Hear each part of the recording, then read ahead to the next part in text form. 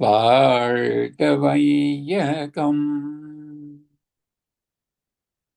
வாழ்க வையகம், வாழ்க வளமுடன். சிந்தனையை உடல் நலத்தை சீரமைத்து ஓய்வித்த குருவே வாழ்க, குருவே துணை. வேதாத்ரியம் வாழ்க வளமுடன். இன்று வரை உலகில் தோன்றிய அனைத்து சித்தர்களும் ஞானிகளும் மகான்களும் மற்றும் வேதாத்திரிய கோட்பாடுகளை அர்ப்பணிப்புணர்வோடு அகிலமெங்கும் உணர்வாக்கிக் கொண்டிருக்கும் ஞான ஆசிரியர்களின் மதிநுட்பமும் குருவர்களோடு சூக்குமமாய் நம்மை சூழ்ந்திருந்து நாம் உய்வதற்கு துணை நிற்குமாக என்று சங்கல்பித்துக் கொண்டு இன்றைய தவ நிகழ்வை இறைவணக்கம் குரு வணக்கத்தோடு நாம் இனிதே துவங்குவோம்.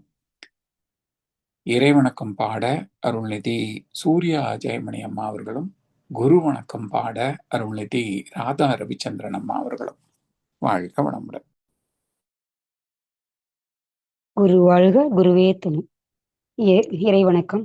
இறைவெளியே எல்லாம் வல்ல தெய்வம் அது, எங்கும் உள்ளது நீ கமர. சொல்லால் மட்டும் நம்பாதே, சுயமாய் சிந்தித்தே தெளிவாய்.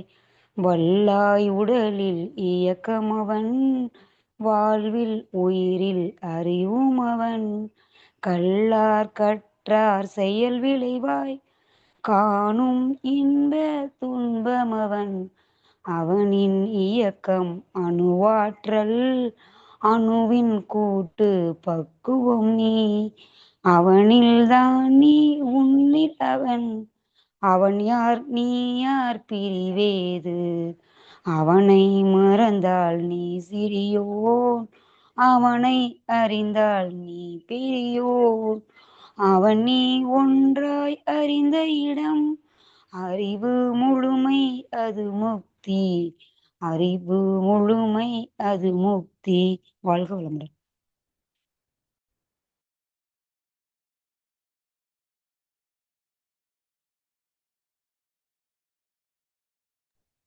வாழ்க வளமுடன். வாழ்க வளமுடன்.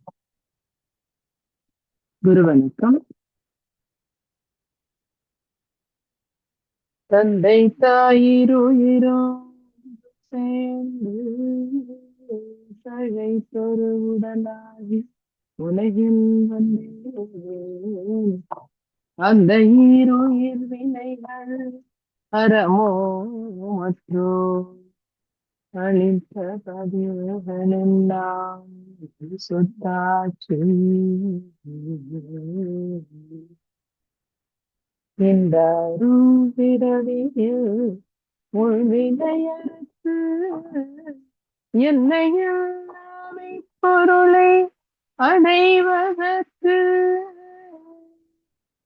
வந்த ஒரு உதவி குரு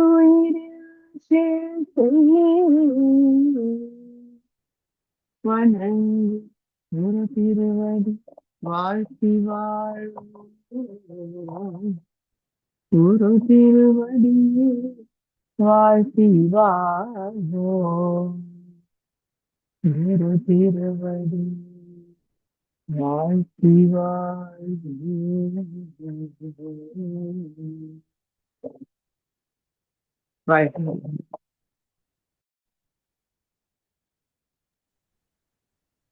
வாழ்க வையகம், வாழ்க வையகம், வாழ்க வளமுடன்.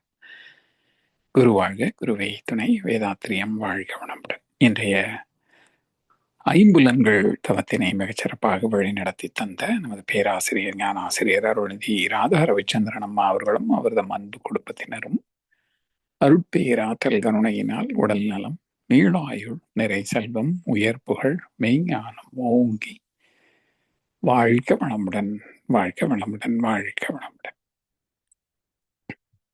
தொடர்ந்து இன்று முதல் நமது மூத்த பேராசிரியர் ஞானாசிரியர் அருள்நிதி பழனிசாமி வேலுசாமி ஐயா அவர்கள் வேதாத்திரிய கீதை என்ற தலைப்பில் தொடர் நற்சிந்தனை இன்று முதல் துவங்குகின்றது. ஐயா அவர்களை அன்போடு அழைத்தமைவோம். வாழ்க வளமுடன் ஐயா. வாழ்க வளமுடன் ஐயா. வாழ்க வையகம், வாழ்க வையகம், வாழ்க வளமுடன். குரு வாழ்க, குருவே துணை. சான்ற பெருமக்களே, வேதாத்திரிய கீதை, பகவத்கீதைக்கு வேதாத்திரத்தை மையம் கொண்ட ஒரு விளக்க உரையாக, தொடர் சிந்தனையாக இன்றைக்கு நாம் துவங்குகின்றோம். இந்திய தத்துவ வரலாற்றிலே ராமாயணம், மகாபாரதம், கந்த புராணம் என்ற 3 இதிகாசங்களிலே மகாபாரதத்திலிருந்து கீதை என்ற யோக சாஸ்திரம் எப்படி வந்தது என்பது சிந்தனைக்குரிய ஒரு கருத்து. கிட்டத்தட்ட 1,00,000 ஸ்லோகங்களிலே எழுதப்பட்டது மகாபாரதம். அதிலிருந்து தனியாக துணை நூலாக எழுதப்பட்டதுதான் 700 ஸ்லோகங்களிலே பகவத்கீதை.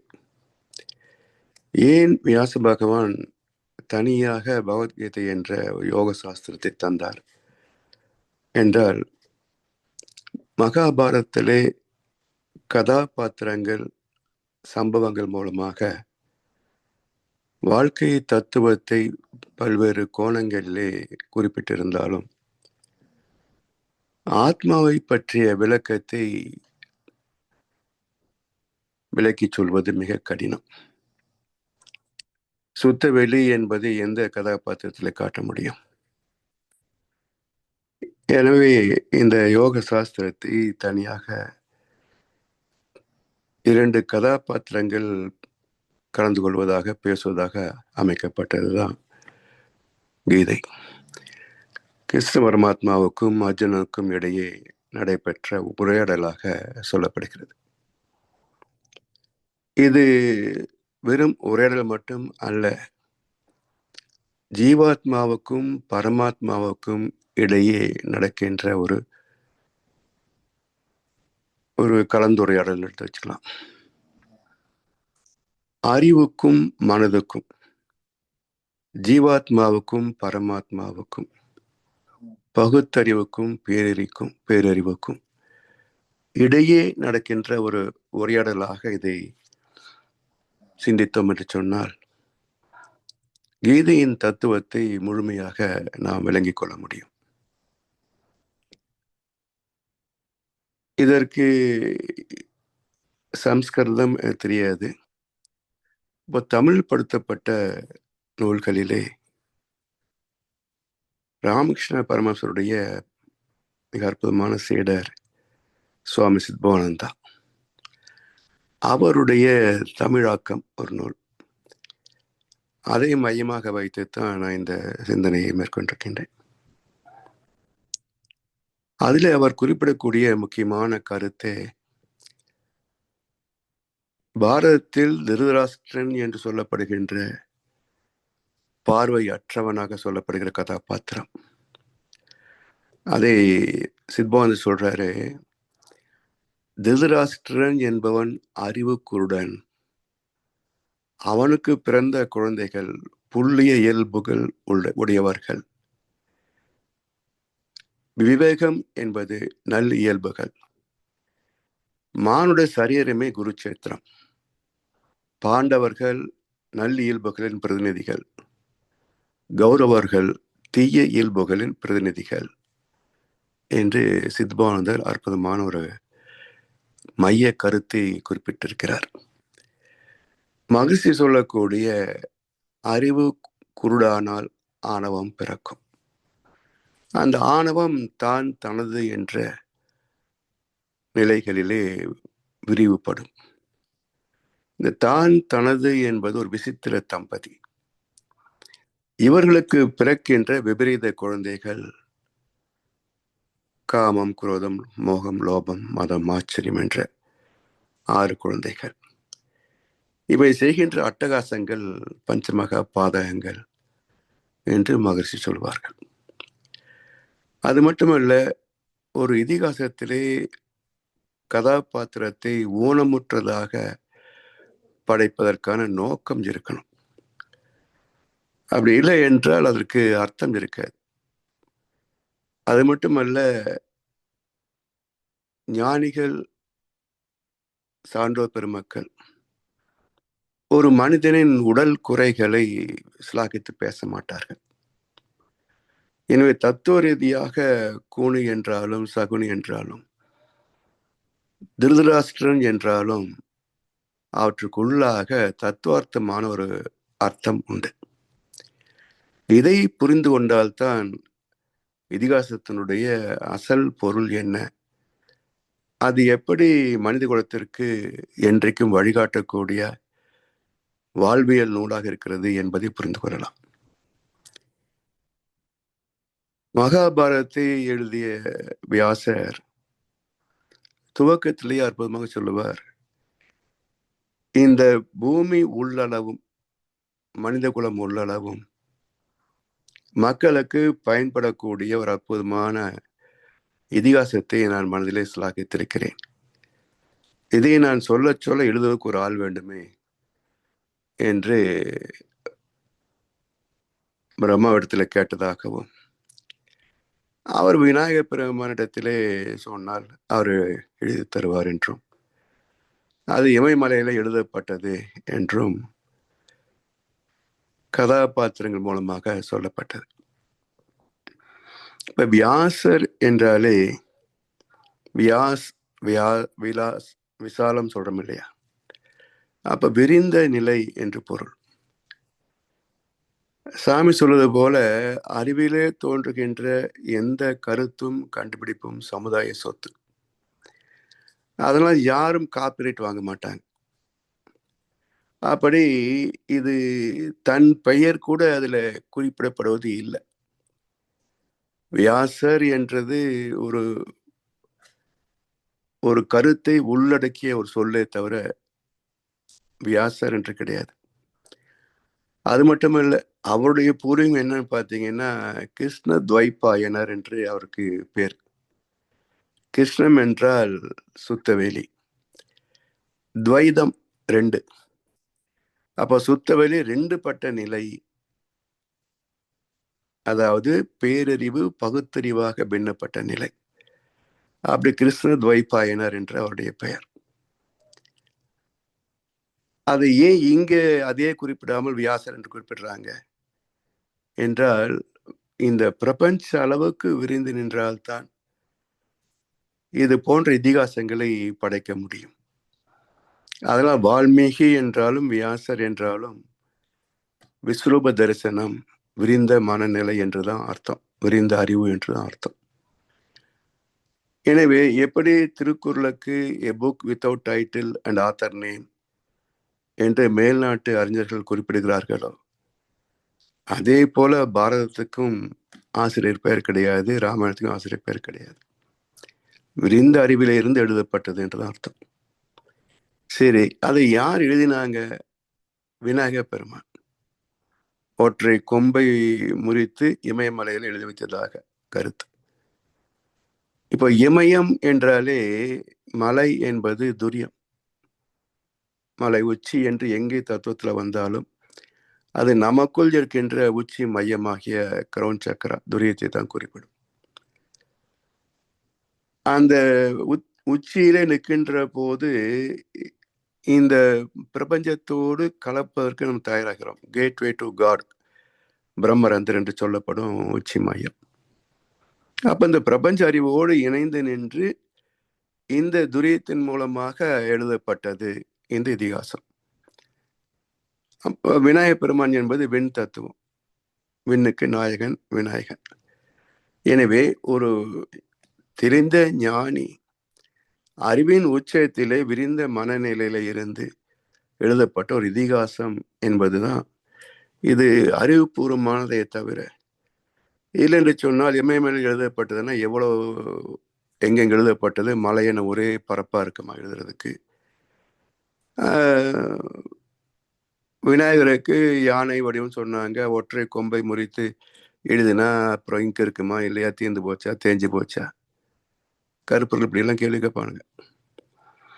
அதனால இது இதிகாசங்களில் சொல்லப்படுவது எல்லாமே ஊமான கருத்துக்களாக இருக்கும். அதையிலிருந்து உட்பொருளை தேடி எடுக்கின்ற போது இது யாரால மறுக்க முடியாத, விஞ்ஞானம் கூட மறுக்க முடியாத அறிவியல் தத்துவமாக இருக்கும். இப்படி காலத்தால் அழியாத, என்றைக்கும் மனித குலத்திற்கு வழிகாட்டக்கூடிய ஒரு அற்புதமான இதிகாசம் என்று வியாசரே துவக்கத்தில் குறிப்பிட்டு விடுகிறார். சரி, இப்போ பகவத்கீதை என்ற சொல் விளக்கம். கீதை என்றால் ஸ்லோகங்கள் அல்லது பாடல்கள் என்று பொருள். பகவான் என்றால் ஆண் பாலை குறிக்கும், பகவதி என்றால் பெண் பாலை குறிக்கும். பகவத் என்றால் ஆணும் பெண்ணும் கலந்த நிலை. நாதவிந்து கலாதி நமோ நம, வேத மந்திர ஸ்வரூபாய நமோ நம. அப்போ ஆண் பாலும் இல்லை, பெண் பாலும் இல்லை. நாத விந்து கலந்த ஆதி நமோ நம. இப்போ இரண்டுக்கும் மூலப்பொருள் ஆதி, இறைநிலையே. கலந்த ஆதி கலாதி என்று வரும். எனவே வேத மந்திர ஸ்வரூபாய, வேதம் என்ற இறை துகள், மந்திரம் என்ற ஓசைகள், வடிவங்கள். அப்ப வடிவங்கள், ஓசைகள் என்ற அனைத்திற்கும் மூலப்பொருளாக இருக்கின்ற வேதநாயகன் சுத்தவேலி சிவம்.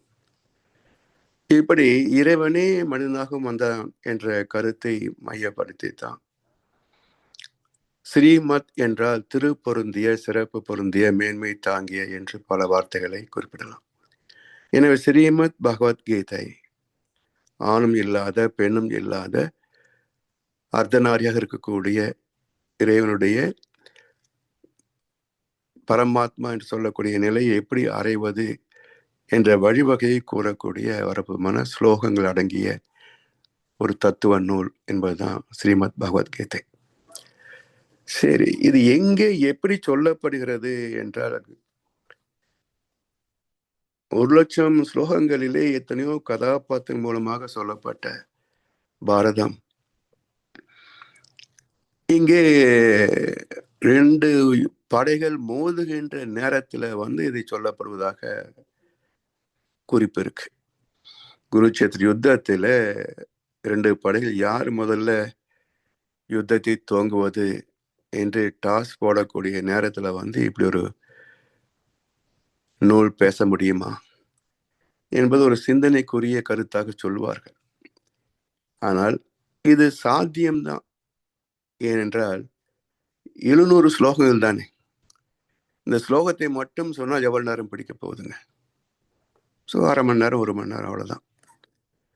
அந்த விளக்கம் தான் 800 பக்கம், 1000 பக்கத்துக்கு இருக்குமே தவிர ஸ்லோகங்கள் மட்டும்தான் அவங்க பேசியிருப்பாங்க. விளக்கங்கள் நமக்குத்தானே. அப்ப இதுல இன்னொரு கருத்து என்னன்னா, வெறும் ஸ்லோகங்களை சொல்லி அர்ஜுனன் புரிந்து கொண்டான், 1000 பக்கம் விளக்கி சொல்லி நமக்கு புரியல. இன்றைக்கும் நீங்க கீதை பேசுபவர்களை பாருங்களேன், கதாபாத்திரங்களாக நடந்த சம்பவங்களாக அந்த ஸ்லோகத்துக்கு கதைகள் சொல்லுவாங்களே தவிர அதை அறிவியல் ஏற்றுக்கொள்ளக்கூடிய வகையிலே அதை ஒரு அறிவுபூர்வமான விளக்கமாக தருவார்களா என்றால் இல்லை. அதனால் இது 700 ஸ்லோகங்களில் புரிந்து கொள்ளப்பட்ட ஒரு கருத்து இன்றைக்கு 1000 பக்கங்களில் கூட மக்கள் புரிந்து கொள்ள முடியவில்லை என்று சொன்னால் அந்த அளவுக்கு குழப்பி வச்சிருக்கிறாங்கன்னு தான் அர்த்தம். ஸோ இதிலிருந்து நாம் புரிந்து கொள்ள வேண்டும் என்றால் இதற்கு ஒரு மந்திர சாவி வேதத்திரியம்தான். வேதத்திரியத்தில் தெளிவு பெறாமல் மற்ற இதிகாசங்களிலே நாம் கருத்துக்கள் எடுக்க முடியாது. அப்படி இந்த குருட்சேத்திரம் என்ற வார்த்தையிலேயே ஏதோ மத்திய பிரதேசத்துல குருட்சேத்திரம் என்ற ஊர்ல நடந்த நிகழ்வு என்பது அல்ல. குருட்சேத்திரம், குரு என்றால் அறிவு, இறைநிலை. சேத்திரம் இயக்க களம். அப்போ இந்த அறிவாகிய, பேரறிவாகிய சுத்தவெளியின் இயக்க களம் எது? இந்த பிரபஞ்சம் முழுவதுமே இறைவனின் இயக்க களம் தான், டைனமிக் ஸ்டேட். அல்லது எனர்ஜி ஸ்டேட், சக்தி களம். இதற்குள் இயங்காத ஒன்று உண்டா? எல்லாமே இயங்கிக் கொண்டுதான் இருக்கிறது. இயங்காத ஒரு மைய புள்ளியை வைத்துக்கொண்டு அணு முதல் மனிதர்கள் வரைக்கும் எல்லாமே மையத்தில் இயங்காத ஒரு புள்ளி. அதை கொண்டு அணு முதல் ஜீவன்கள் வரைக்கும் அனைத்தும் இயங்கிக் கொண்டு வாழ்ந்து கொண்டுதான் இருக்கின்றன. எனவே குருட்சேத்திரம் என்றால் அறிவின் இயக்க களம் என்று அர்த்தம். அப்ப அந்த அறிவின் இயக்க களம் இந்த பிரபஞ்சம் என்ற ஒரு தொகுப்பு, அதற்குள் அணு வரைக்கும் தனித்த இயக்கங்களாகவும் இருக்கிறது. அப்ப ஒவ்வொரு மனிதனின் வாழ்க்கையும் ஒரு குருட்சேத்திரம். அப்ப இதை இன்னும் கொஞ்சம் எளிமைப்படுத்தினால் வாழ்க்கை போராட்டம். என அறிவு தானே வாழ்ந்து கொண்டிருக்கிறது ஆத்மாவுக்கு மையமாக. எனவே இந்த மனித வாழ்க்கை என்பதும் ஒரு போராட்டம் இல்லையா? பழக்கத்திற்கும் விளக்கத்திற்கும் இடையே நடக்கின்ற ஒரு போராட்டம் தானே. அதனால் குருட்சேத்திரம் என்பது அறிவின் இயக்க களம். அந்த அறிவே நமக்குள்ளும் இயங்குவதனால், இந்த அறிவே உடல் மூலமாக வாழ்க்கை என்ற ஒரு இயக்கத்தை நடத்தி கொண்டிருப்பதனால் மனித வாழ்க்கையும் ஒரு குருட்சேத்திரமே, ஒரு போராட்டமே. சரி, இப்போ இந்த 2 பக்கங்களிலே சித்பாந்த சொன்னது போல ஒரு பக்கம் பாண்டவர்கள், மறுபக்கம் கௌரவர்கள். சரி, இப்போ இந்த படைகளின் அமைப்பு என்னன்னு பாருங்களேன். இந்த பக்கத்துல கிருஷ்ண பரமாத்மா அவர் தான் முன்னணியாக நிற்கிறார். அவருடைய சொல்படி நடக்கின்ற பாண்டவர்கள். இவர்களுக்கு துணையாக 7 அக்ஷகுனி சேனைகள். எதிரில துரியோதனன். இவனுக்கு பக்க துணையாக பீஷ்மர், துரோணாச்சாரியார், அஸ்வத்தாமன், கர்ணன். இவர்களுக்கு துணையாக துரியோதனோடு பிறந்த 99 தம்பிகள். பிறகு இவருக்கு துணையாக 11 அக்ஷவுனி சேனைகள். இப்ப இந்த அமைப்பிலேயே ஒரு தத்துவம் அடங்கியிருக்கு பாருங்க. இந்த பக்கம் கிருஷ்ண பரமாத்மா, பாண்டவர்கள், 7 அக்ஷவுனி சேனைகள். இந்த பக்கத்துல ஆணவம் துரியோதனன், அதற்கு துணையாக பீஷ்மர், துரோணாச்சாரியார், அஸ்வத்தாமன், பிறகு 11 அக்ஷவினி சேனைகள். இது என்ன குறிப்பிடுகிறது இந்த சேனையுடைய அமைப்பு என்று பாருங்களேன்.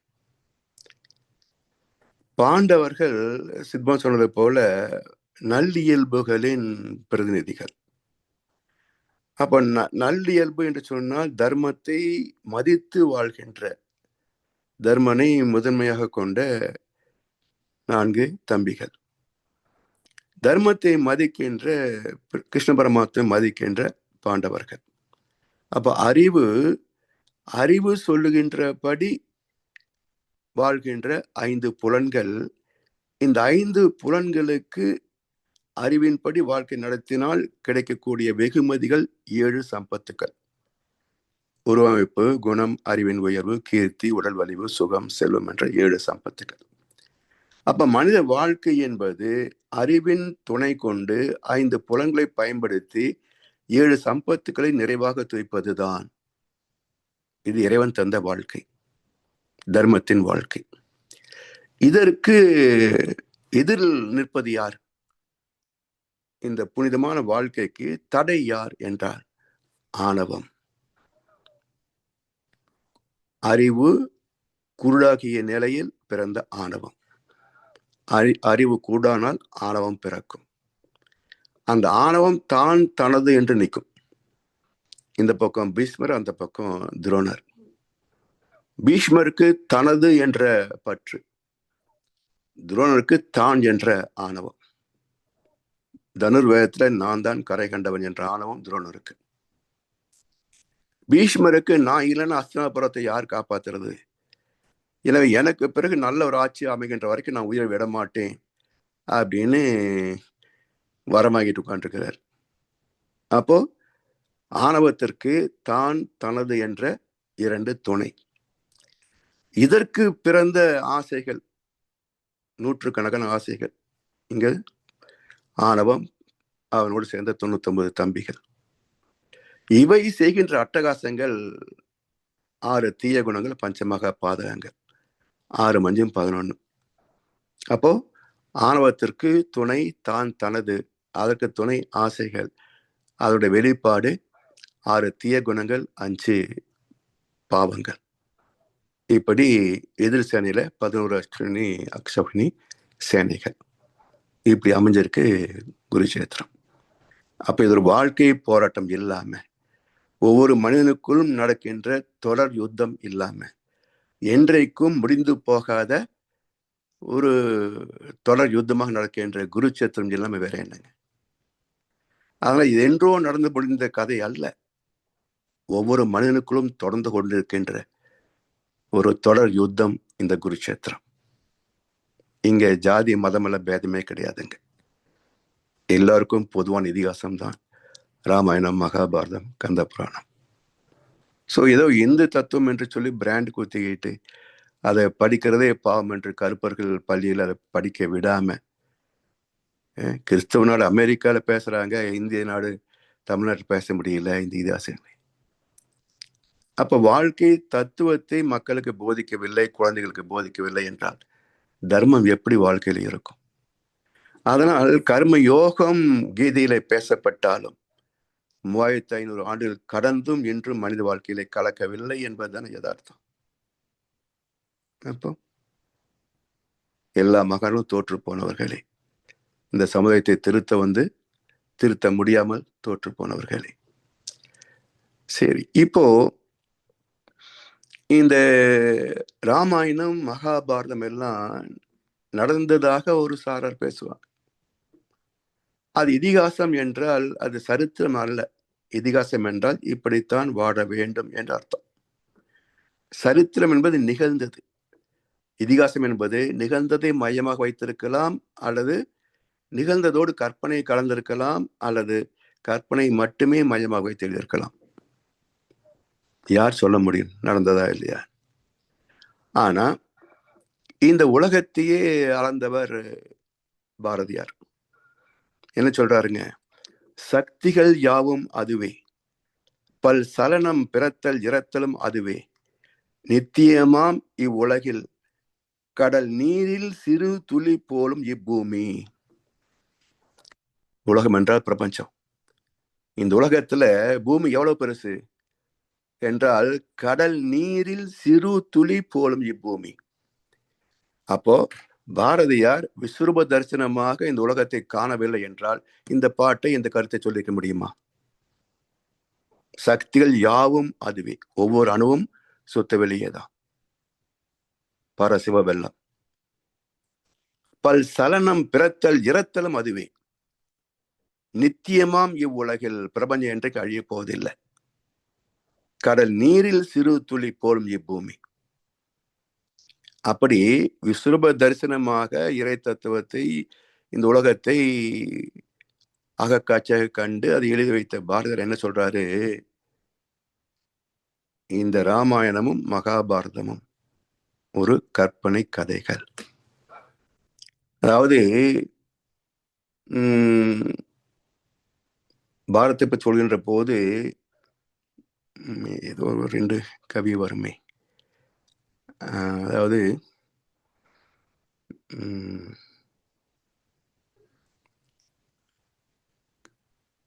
இந்த திரௌபதி அக்னியில் பிறந்தவள் இல்லையா? ஏதோ வடமலை தாழ்ந்ததுனாலே தெற்கில் வந்து சமன்ச குட்டை நதியினுள்ளே மூழ்கி போய் அந்த நாகர் உலகிலோர் பாம்பின் மகளை திரள் உறவை மனம் புரிந்த திரள் பீமனும் கற்பனை என்பது கண்டோம். ஒரு நல்ல கவி, நாளைக்கு சொல்றேன் அந்த கவியை. அப்படி இந்த ராமாயணம் மகாபாரதம் ரெண்டுமே கற்பனை கதைகள் என்று சொல்லி அது ஏன் சொன்னாங்க அப்படின்றதுக்கான காரணத்தை சொல்றாரு.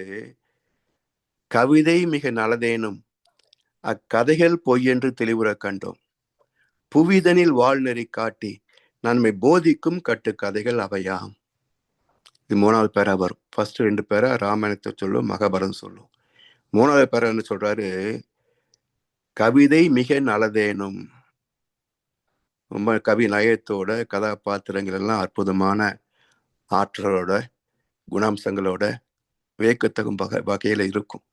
ஸோ கவிதை மிக நல்லதேனும் அக்கதைகள் பொய் என்று தெளிவுற கண்டோம். சரி, இது எதுக்கு சொன்னாங்க என்றால், புவிதனில் வாழ்நெறி காட்டி, புவிதனில் வாழ்நெறி காட்டி, இதிகாசம் இப்படித்தான் வாழ வேண்டும் என்ற தர்மத்தை எடுத்து காட்டுவது. புவிதனில் வாழ்நெறி காட்டி நன்மை போதிக்கும் கட்டுக்கதைகள் அவையா. நடந்ததா இல்லையா விட்டுடுங்க. நமக்கு இது வாழ்க்கையிலே துன்பம் இல்லாமல் வாழ்வதற்கு வழிகாட்டுதா இல்லையா, இதை மட்டும் பாருங்க. நன்மை போதிக்கும் கட்டுக்கதைகள் அவையா. என்றைக்கும் எந்த மனிதனுக்கும் ஒரு துன்பமில்லாத நலமான சுகமான வாழ்க்கையை வாழ்வதற்கு இது வழிகாட்டுதா இல்லையா, யாரும் மறுக்க முடியாது.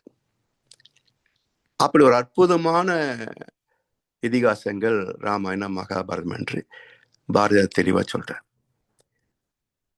அதே போல ராஜாஜியுடைய புத்தகத்திலேயும் ஒரு குறிப்பு உண்டு.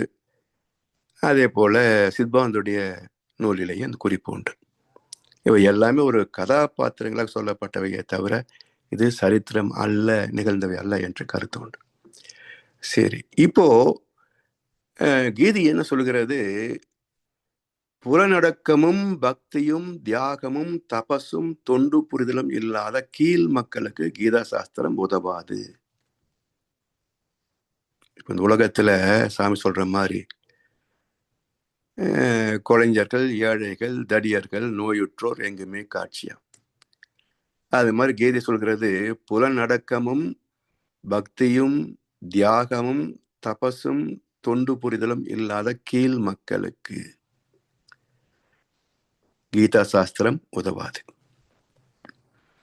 ஏனென்றால் இந்த யோக சாஸ்திரங்களிலே 2 இருக்கு, ஆச்சாரம், அனுஷ்டானம், தியரி அண்ட் பிராக்டிஸ்.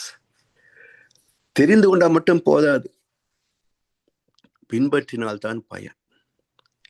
எனக்கு எல்லாம் தெரியும் என்பதெல்லாம் மார்க் போடுவாங்களா? எவ்வளவு எழுதியிருக்கிறோமோ அதுக்கு தான் மார்க் போடுவாங்க. அது மாதிரி வாழ்க்கையிலே தத்துவத்தை பின்பற்றிய அளவுக்குத்தான் பயன், நன்மைகளை தவிர எனக்கு எல்லா சாஸ்திரமும் தெரியும் என்பதனால் துன்பங்கள் வராதா?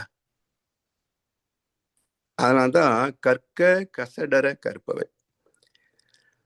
எந்த தர்மத்தை, வாழ்க்கை நீதியை நாம் கற்றுக்கொள்ள வேண்டுமோ அதை தெளிவாக ஐயம் இன்றி கற்றுக்கொள்ள வேண்டும். கற்றதன் பயன் என்ன, கற்றதன் பொருள் என்ன, கற்றதன் நோக்கம் என்ன, நிற்க அதற்கு தக அதன்படி வாழ்வதுதான் பயன் தருமே தவிர எனக்கு எல்லா சாஸ்திரமும் தெரியும் அப்படின்றதுல ஒரு பயனும் கிடையாது. இப்படி ஆச்சாரம் அனுஷ்டானம் 2ஐயும் முறையாக பின்பற்றுவது.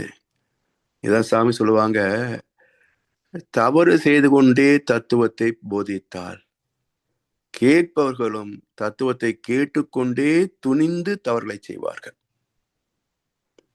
எல்லாம் இப்படித்தான் இருக்கு. ஒரு காலகட்டத்திலே எவ்வளவு அற்புதமான ஒரு மனிதராக மதிக்கப்பட்ட ஒருவர், அவருடைய சொற்பொழிவு ஒன்று சொன்னா ஆயிரக்கணக்கான பேர் கூடுவாங்க. ஆனா 4 ஆண்டு சாதனைன்னு மேடை ஏறி பேசிய போது அத்தனை பேரும் காணாம போயிட்டாங்க பாருங்க. இன்னைக்கு அவருடைய பேச்சை கேட்கறதுக்கும் ஆள் கிடையாது, கூப்பிடுறதுக்கும் ஆள் கிடையாது. அப்ப ஏன் இந்த குழப்பம் என்றால், வெறும் பேச்சு பயனாகாது, பின்பற்றினால்தான் நாம மாற்றம் பெறுவோம். அப்பதான் தர்மத்தை மட்டுமே சார்ந்து நிற்போம். அதனால் வெறும் கல்வி என்பது நமக்கு பயனாகாது, அதை பயன்படுத்துகின்ற போதுதான் பயனாகும். எனவே அன்பே சிவம் என்று தத்துவத்தை பேசுபவர் அன்போடு வாழ்ந்து காட்டினால்தான் அந்த தத்துவத்துக்கும் பெருமை, அவருக்கும் பெருமை. எனவே வெறுமனே பேச்சளவில் பேசிக்கொண்டு தவறுகளை செய்து கொண்டே இருந்தோம் என்று சொன்னால் சமுதாயம் அதையே தானே செய்யும். அதாவது பண்டிதன் எதை பிரமாணமாக்குகிறானோ அதையே மக்கள் அனுஷ்டிக்கிறார்கள் என்று கீதையில் ஒரு ஸ்லோகம் உண்டு. அதனால் மக்களுக்கு போதித்தால் மட்டும் போதாது, பெருமைப்பட்டு கொண்டா போதாதுங்க. நாம் வாழ்ந்து காட்டினால்தான் மக்களுக்கும் அது பயனாகும், தனக்கே அது பயனாகும். அப்படிப்பட்டவர்களைத்தான் ஆன்றோர் என்று சொல்வார்கள். ஆன்றோர் சான்றோர் என்று 2 தமிழ் வார்த்தைகள் உண்டு. இதுல என்ன, ரெண்டுக்கும் உள்ள சிறப்பு என்ன, பேதம் என்ன என்றால், ஆன்று ஓர்ந்து நுணுகி இறை தத்துவத்தை, தெய்வ நீதியை உணர்ந்தவர்களுக்கு ஆன்றோர் என்று பெயர். சுயமாக இறை நீதியை, இறைவனை உணர்ந்தவர்கள். சான்றோர் என்பவர்கள் இவரது சீடர்கள்.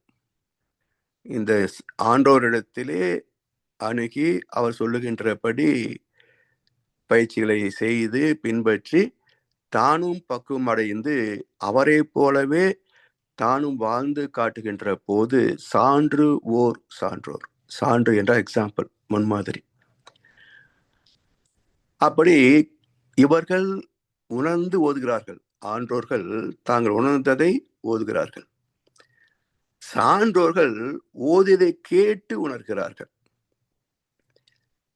இப்போ இந்த சான்றோர் மற்றவர்களுக்கு முன்மாதிரி ஆகிறார். இப்ப நம்ம என்ன சொல்றோம்? ராமாயணம், மகாபாரதம், கிருஷ்ண பரமாத்மா அவர் கடவுள் அப்படி இருந்தார், ராமன் அவரு விஷ்ணு அவதாரம் அப்படி இருந்தார். அப்ப நாங்க, நமக்கு அதெல்லாம் தேவையில்லை, பார்த்தாலே கேட்டாலே ஐயோ பெரும் புண்ணியம், கேட்டாலே போதும், வேற ஒன்றும் பண்ண வேண்டாம், இப்படி தனித்து விடப்படுகிறது. அவங்கெல்லாம் தெய்வீக பாத்திரங்கள் என்று தனித்து விடப்படுகிறது. நமக்கு அதுக்கும் முடியாது அப்படின்னு.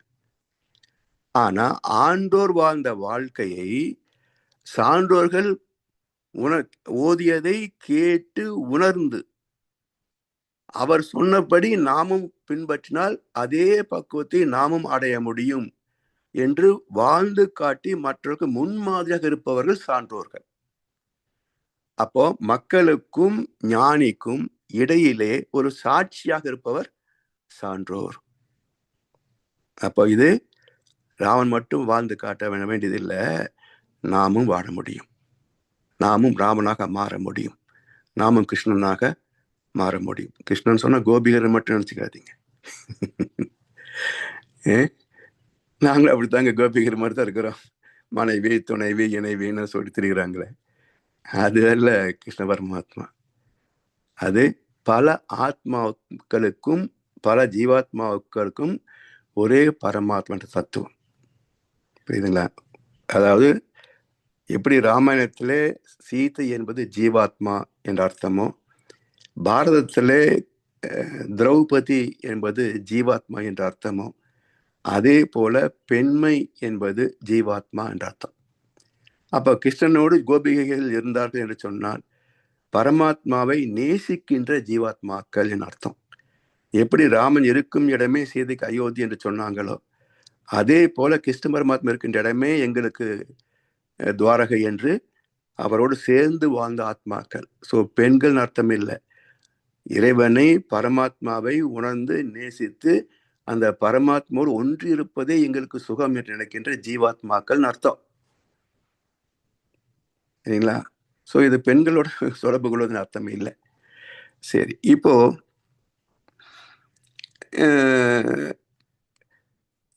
இப்படி வந்த தத்துவங்களிலே 3 துறைகள் பேசப்படுகின்றன. அதாவது அத்வைத்தம், துவைத்தம், விசிஷ்டாத்வைத்தம், 3 தத்துவங்கள் பேசப்படும். இல்ல அத்வைதம் புரியுது, எல்லாம் ஒன்றே என்பது அத்வைதம். துவைத்தம் இறைவன் வேற நாம வேற என்று பிரித்து மதிக்கின்ற நிலை துவைத்தம். விசிஷ்டாத்வைதம் என்பது என்ன? இது கொஞ்சம் குழப்பமானது. விசிஷ்டாத்வைதம் என்ற தத்துவம் கொஞ்சம் குழப்பமானது. ஆனால் அத்வைதத்துக்கும் துவைதத்துக்கும் பாலம் விசிஷ்டாத்வைதம். அத்வைதத்துக்கும் துவைதத்துக்கும் இணைக்கின்ற பாலம் விசிஷ்டாத்வைதம். இது என்ன சொல்லும்? 2 தான் ஆனா 1, 1 தான் ஆனா 2. குழப்பம் தானே? அத்வைதம் 1ன்னுச்சு, துவைதம் 2ச்சு. விசிஷ்டத்தை என்ன சொல்றது? 1 தான் 2, 2 தான் ஆனா 1. இது மாதிரி அது குழப்பமா இருக்கும். இது எப்படி என்றால், இந்த இதிகாசங்கள் எல்லாமே இது விசிஷ்டாத்வைதம். ராமாயணம், மகாபாரதம், கந்த புராணம் மூன்றுமே விசிஷ்டாத்வைத கோட்பாடுகள். எப்படி சொல்றோம் என்றால், மூலப்பொருள் பரம்பொருள் ஒன்றுதான், அத்வைதம். இப்ப நாம கடவுளா? இல்லை. ஏன்? நம்மகிட்ட பாசிட்டிவ் குறைவா இருக்கு, நெகட்டிவ் நிறைய இருக்கு. மனிதன் பாதி மிருகம் பாதி கலந்து செய்த கலவையினார். உள்ளே கடவுள், வெளியே மனிதன், விளங்க முடிய கவிதையினார். மிருகம் கொன்று கடவுள் வளர்க்க பார்க்கின்றேன். ஆனா கடவுள் கொன்று உணவாய் தின்று மிருகம் மட்டும் வளர்கிறது. இவர் எழுதின பாட்டிலே நான் ரெஃபர் பண்ணக்கூடிய ஒரே பாட்டு இதுதான். ஆனா இதுக்கு முன்னாடி கணக்கு சொல்லிட்டார். பாதி மனதில் மிருகம் இருந்து தெய்வம் இருந்து பார்த்து கொண்டதுடா, மீதி மனதில் மிருகம் இருந்து ஆட்டி வைத்ததுடா, ஆட்டி வைத்த மிருகம் என்று அடங்கி விட்டதுடா, அமைதி தெய்வம் முழு மனதில் கோவில் கொண்டதுடா என்று இவருக்கு முன்னாடியே கண்ணாசன் அந்த கருத்தை சொல்லிட்டார். அப்படி இந்த அத்வைத்தம் துவைத்தம், ஆனா நமக்கு ரெண்டுமே இருக்கே. அப்ப என்ன அர்த்தம்? தெய்வத்திலிருந்து மனிதனாக வந்திருந்தாலும், தெய்வத்தன்மை நமக்குள் அடக்கம் பெற்றிருந்தாலும், அதை நாம் பயன் கொள்கின்ற நேரம், தெய்வமாக வாழ்கின்ற நேரம் மிக மிக குறைவு. அரக்கர்களாக வாழ்கின்ற காலமே மிக நீண்டது, பெரும்பான்மை. அதனால் நாம் வேறு தெய்வம் வேறு என்று பிரித்து பார்க்கிறோம். ஆனால் உண்மையிலேயே இந்த விஸ்வரூப தரிசனமாக உலகத்தை கண்டவர்கள் என்ன சொல்றாங்க? தண்ணிக்குள்ள பஞ்சு, பஞ்சுக்குள்ள தண்ணி, தண்ணிக்குள்ள பருப்பு, பருப்புக்குள்ள தண்ணி. அப்போ தனித்துவமாக ஒவ்வொரு பருப்பும் தனித்தனியாக இருந்தாலும் அத்தனை பருப்புகளும் நீரால் கோர்க்கப்பட்டிருக்கின்றன. இதுதான் விசிஷ்டாத்வைதம். தனிதான், ஆனா என்ன சேர்ந்திருக்கிறோம். எல்லாம் ஒண்ணுதான், ஆனாலும் நமக்கு ஒரு வாழ்க்கை. உடல் அழியக்கூடியதுதான், ஆத்மா நிரந்தரமானதுதான்.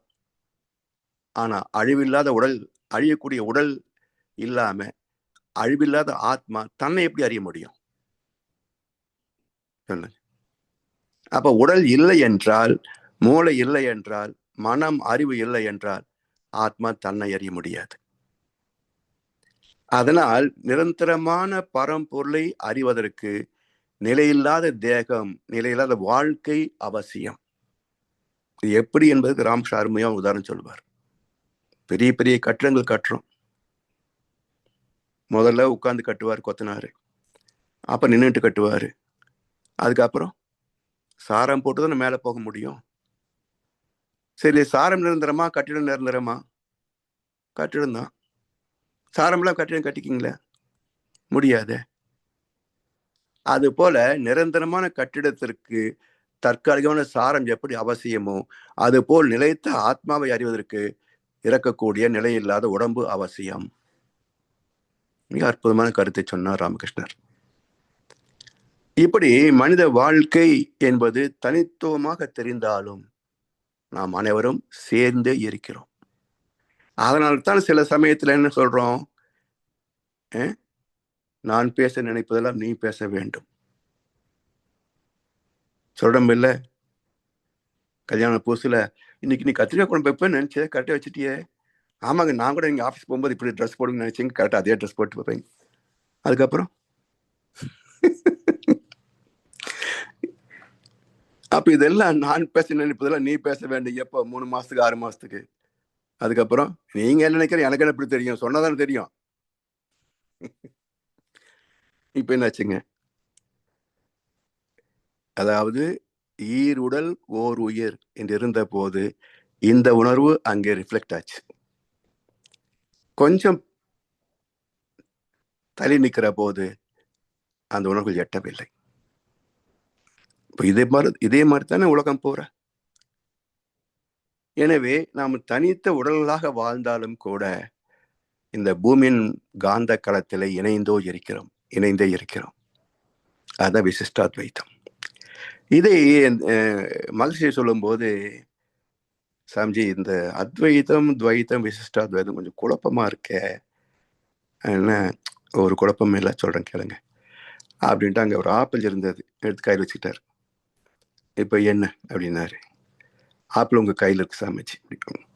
சரி, இப்ப நானு என் கையில ஆப்பிள், நானு ஆப்பிள், ரெண்டா துவைத்தம். சரி, இப்ப இந்த ஆப்பிளை கட் பண்ணி எல்லாத்துக்கும் கொடுத்தாரு. அவரும் சாப்பிட்டாரு. சாப்பிட்டுட்டு இப்ப ஆப்பிள் எங்கன்னு கேட்டாரு. சாப்பிட்டுட்டோம் சாமிஜி. சரி, சாப்பிட்டுட்டோம், ஆனா பூரா ஜீரணம் ஆயிடுச்சா? இல்ல, வயிற்றுல இருக்குது. இப்போ நாம ஒண்ணு, நம்ம வயிற்றுல ஆப்பிள். இப்ப நம்ம ஒன்னா ரெண்டா? ஒண்ணுதான், ஆனா ரெண்டு.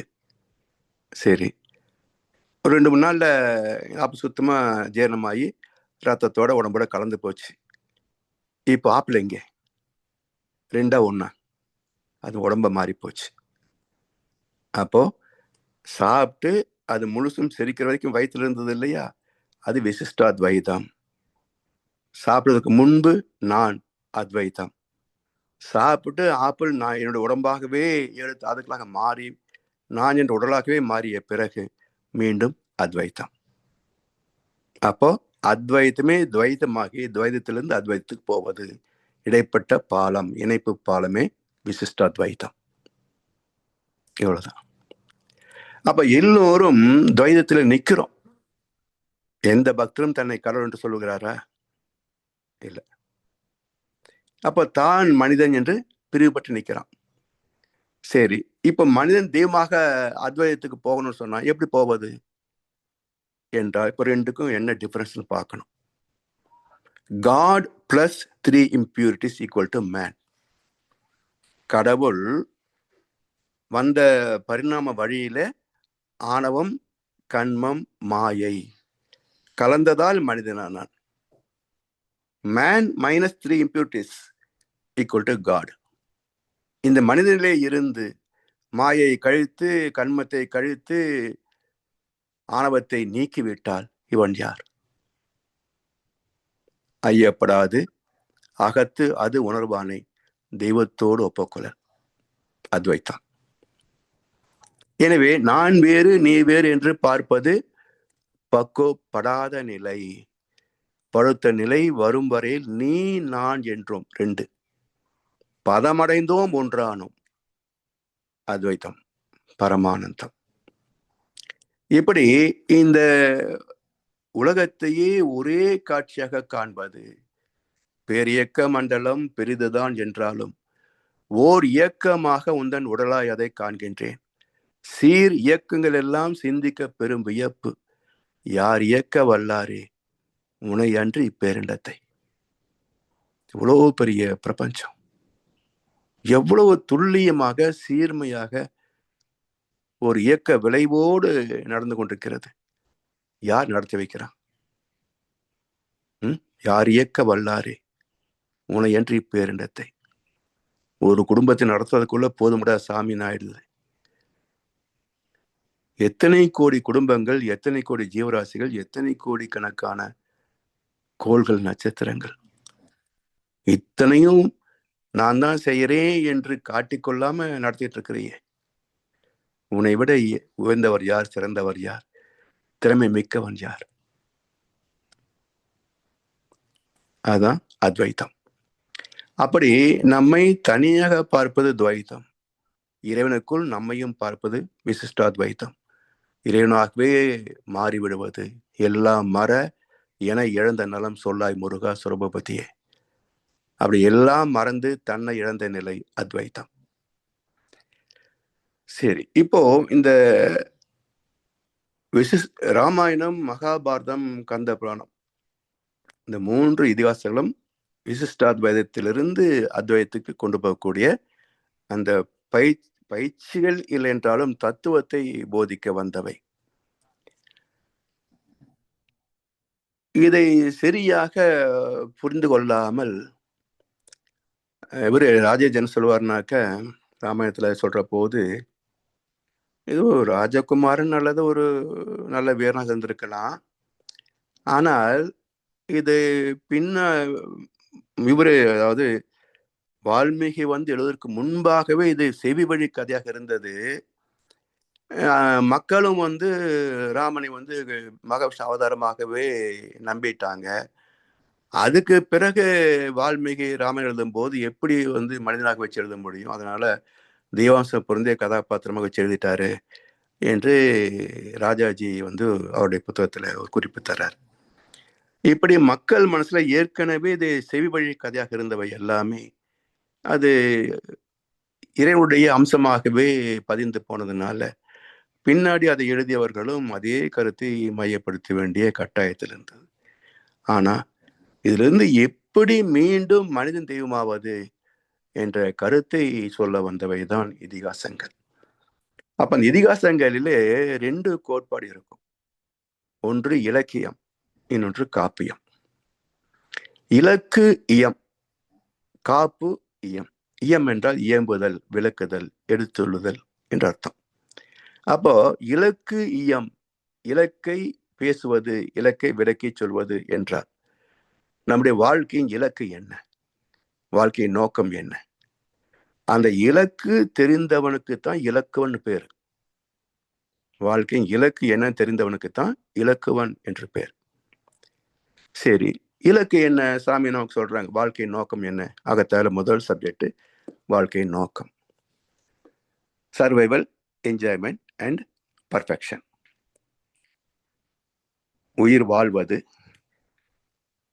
உலக சுகங்களை துய்ப்பது, இதிலேயே மூழ்கி போகாமல் அறிவிலே பக்குவம் அடைவது. அப்போ எல்லாத்தையும் விட்டுட்டு ஞானத்துக்கு வான்னு சொல்லலை மகரிஷி. அது சாத்தியம் இல்லை. அப்ப உயிர் வாழ்ந்தாக வேண்டும், உலக சுகங்களை தூய்த்தாக வேண்டும், அதிலே தொலைந்து போகக்கூடாது. இந்த உடல் மனம் சார்ந்த சுகங்களிலேயே தொலைந்து போகக்கூடாது. அப்ப அடுத்தது முக்கியமானது என்ன என்றால் அறிவிலே மேன்மை பெற வேண்டும். Survival, enjoyment, perfection. பர்ஃபெக்ட் என்றால் மிக துல்லியமானதுன்னு அர்த்தம். அப்ப மிக துல்லியமானது எது? தெய்வநீதி. அந்த தெய்வநீதியோடு இணைந்து வாழ்வது எப்படி? அதற்கான நம்பிக்கை, பிறகு விளக்கம், பிறகு மாற்றம், பக்குவம். இப்படி மூன்றையும் இணைந்தது அறிவிலே மேன்மை பெறுவது. அறிவின் படித்தளங்கள் 3. இப்படி இந்த வாழ்க்கை நோக்கம் என்ன என்று சொல்லுவது இலக்கு இயம் இலக்கியம். சரி, அது எப்போ ஞானம் அடைவது? இப்பிறவையா, அடுத்த பிறவையா, இன்றைக்கா, நாளைக்கா? இன்று வருமோ, நாளை வருமோ, மற்றென்றுதான் வருமோ என் கோவை? வெளிக்குள் வெளி கடந்து சும்மா இருக்கும் சுகம் என்றாரே வள்ளல் பெருமான். அப்படி வெளிக்குள் வெளியாகி சும்மா இருக்கின்ற சுகம் எப்போ வரும்? அப்ப அது வரைக்கும் இந்த வாழ்க்கையிலே உடலும் மனசும், வாழ்க்கை வளமும் உறவும் நட்பும் நலர்ந்தத்தன வாழ்க்கை நிறைவாக இருக்கும். அப்ப துன்பம் இல்லாமல், வறுமை இல்லாமல், பகை இல்லாமல் ஒரு ஆக்கப்பூர்வமான ஒரு நிறைவான வாழ்க்கை வாழ வேண்டும் என்றால் அந்த பாதுகாப்புக்கான வழியை சொல்வது காப்பு இயம் காப்பியம். அப்ப இதிகாசம் என்ற இப்படித்தான் வாழ வேண்டும் என்ற விதிக்குள் வாழ்க்கையின் நோக்கம் என்ற இலக்கியத்திற்கு பாதுகாப்பாக வாழ்வது எப்படி, அந்த நோக்கத்தை அடைகின்ற வரைக்கும் துன்பம் இல்லாமல் வாழ்வது எப்படி என்ற பாதுகாப்புக்கான வழியும் இருக்கணும். அந்த 2 சேர்ந்தால் இதிகாசம். அப்படி ராமாயணம், மகாபாரதம், கந்த புராணத்துக்கு அடுத்து 4வது இதிகாசம் வேதாத்திரியம். ஏன்னா இங்க வாழ்க்கையின் நோக்கம் சொல்லப்பட்டிருக்கிறது. துன்பம் வராமல் வாழ்வதற்கான கர்ம யோகம் பேசப்பட்டிருக்கிறது. எனவே இதிகாசம் என்ற சொல்லுக்கு இலக்கியம், காப்பியம் என்பது 2 பிரிவுகள் என்றால் வேதத்திரியமும் 4வது இதிகாசம். சோ அந்த மதிப்போடு வேதத்திரத்தை அணுகினோம் என்று சொன்னார் வியாச பகவான், வால்மீகி மகரிஷி. இவர்களைப் போலவே வேதத்திரி மகர்ஷியையும் நாம் சமமாக வைத்து பார்க்கின்ற போது இந்த தத்துவத்தை நாம் உள்ளது உள்ளவாறு புரிந்து கொள்ளலாம். இல்லை மிகைப்படுத்துறதுமே கிடையாதுங்க. என்ன சொல்லப்பட்டிருக்கிறதோ அந்த கருத்துக்களுக்கு மகசூல் தத்துவத்தை வைத்து நாம் விளக்கத்தை பார்க்கிறோம். ஐயா, மணி 6:30 ஆமாங்கய்யா, வாழ்க வளமுடன். இப்போ இன்றைக்கு இதை நிறைவு செய்து கொண்டோம் என்றால் இது சம்பந்தமான கேள்விகள் தங்கமான கேள்விகள் பார்க்கலாம். சனிக்கிழமைக்கு வச்சுக்கலாம். அப்போ இன்னைக்கு பார்க்குற மாதிரியா? இல்லை, இன்னைக்கு எனக்கு ஒன்றும் டைம் இருக்கு. சரிங்கய்யா. மற்றவருக்கு நேரம் பிரச்சனை இல்லைன்னு சொன்னா கண்டிப்பா பண்ணலாம், கேள்விகள் வச்சுக்கலாம். ஏன்னா அப்பப்போ கேள்வி இருந்தேன்னா அது மறந்து போகாம தெளிவுபடுத்தி போயிட்டே இருக்கு. சரி, அன்பர்கள் யாருக்கேனும் ஐயந்தெளிதல் இன்றைக்கு துவங்கிய வேதாத்திரிய கீதை நற்சிந்தனையிலே கேள்விகள் கேளுங்க ஐயா. ஜானகிராமன் ஐயா.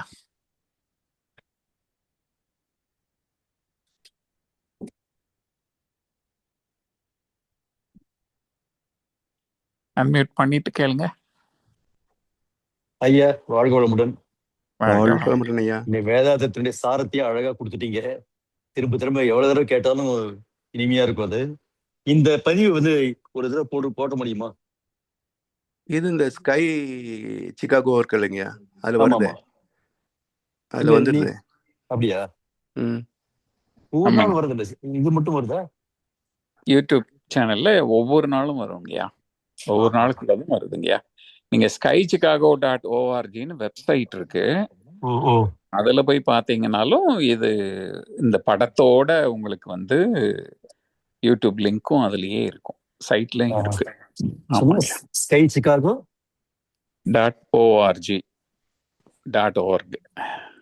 யூடியூப்ல ஸ்கை சிகாகோ போட்டா வருமாங்க? ஆமா, யூடியூப்லயும் வரும், வெப்சைட்டும் இருக்கு, ரெண்டுமே இருக்கு. ஆமா, எதுல போனாலும் எடுத்துடலாம். ஓகே ஓகே, ரொம்ப சிறப்பையா, ரொம்ப நல்லா இருந்தது. மெய்மருந்து கேட்டு இருந்தேன். ராமாயணத்தையும் மகாபாரதையும் விசிஷ்டாத்வைதியும் ரொம்ப ஏற்கனவே படிச்சிருக்கேன் நான், குரு சொல்லியிருக்கிறது தெரியும். ஆனா இன்னைக்கு அதை சேர்த்த மாதிரி போட்டு அலசி சொன்னாரு மாதிரிங்களா, நல்லா இருந்தது. துவைத்தம் அத்வைத்தம் விசிஷ்டாத்வைத்தம்ன்றது இவர் சொன்ன மாதிரி ஒரு குழப்பமான ஒண்ணுதான் தோணும். அதுதான், ஆனா அது இல்லை என்ற மாதிரி இருக்கும். முதல்ல அது இல்லை, ஆனா அதுதான்ன்ற மாதிரி சொல்லுவாங்க. இவங்களே விசிஷ்டாத்வைத்தம் இருக்கிறவங்களே வைஷ்ணவர்களே தெளிவாக தெரியாது, அதுக்கு சுத்தமா அகேன்ஸ்டா சொல்லுவாங்க. அத்வைத்தம் பண்ணவே அது கிடையாது அப்படின்னுவாங்க. ராமானுஜர் சொன்னதான் சரின்னுவாங்க. என்ன சொன்னாருன்னு சொன்னா சரியா சொல்ல தெரியாது அவங்களுக்கு. அதான் என்னுடைய அனுபவம், பார்த்திருக்கேன் நான். துவைத்தம் கட் அண்ட் ரைட்டா இருக்கும், அத்வைத்தம் கட் அண்ட் ரைட்டா இருக்கும். விசிஷ்டாத்வைத்தம் கொஞ்சம் குழப்பமா தான் இருக்கும் அது. ஆனா இப்ப கடைசியா எளிமையா சொன்னார் இல்லையா, இதான் ஆப்பிள், இது சாப்பிடுங்க, சாப்பிட்டு முடிச்ச உடனே எங்க ஆப்பிள்னு கேட்டா அது உள்ள இருக்கு. அது என்ன ஆச்சுன்னு கேட்டா அது ஜீரணம் ஆயிடுச்சுன்னா அது ஒன்னாயிடுச்சு, அத்வைத்தம் ஆயிடுச்சு. இப்போ ஸோ அத்வைத்தத்துக்கும் துவைத்தத்துக்கும் இடையில இருக்கிற அந்த இது இந்த தெளிவா சொல்லியிருக்காருப்பா. அந்த இது ரொம்ப அருமையா இருக்கும். அந்த இது விசிஷ்டாத்வைத்தம் நிறைய படிச்சிருக்கேன். என்ன படிச்சிருந்தாலும் சரி, இந்த மாதிரி தெளிவா சொல்ல முடியாது யாராலையும்.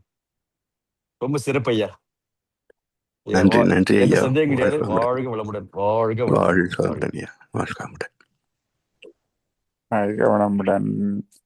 ராஜாராமன் ஐயா, ஜானகிராமன் ஐயா சொன்ன மாதிரி வேதாத்திரிய சாரத்தை எந்த வகையில எப்படி கேட்டாலும் கேட்க கேட்க கேட்க இனிமைதான். ராஜாராமன் ஐயா, எதுவும் கேள்வி இருக்குதுங்களா உங்களுக்கு? கேளுங்க.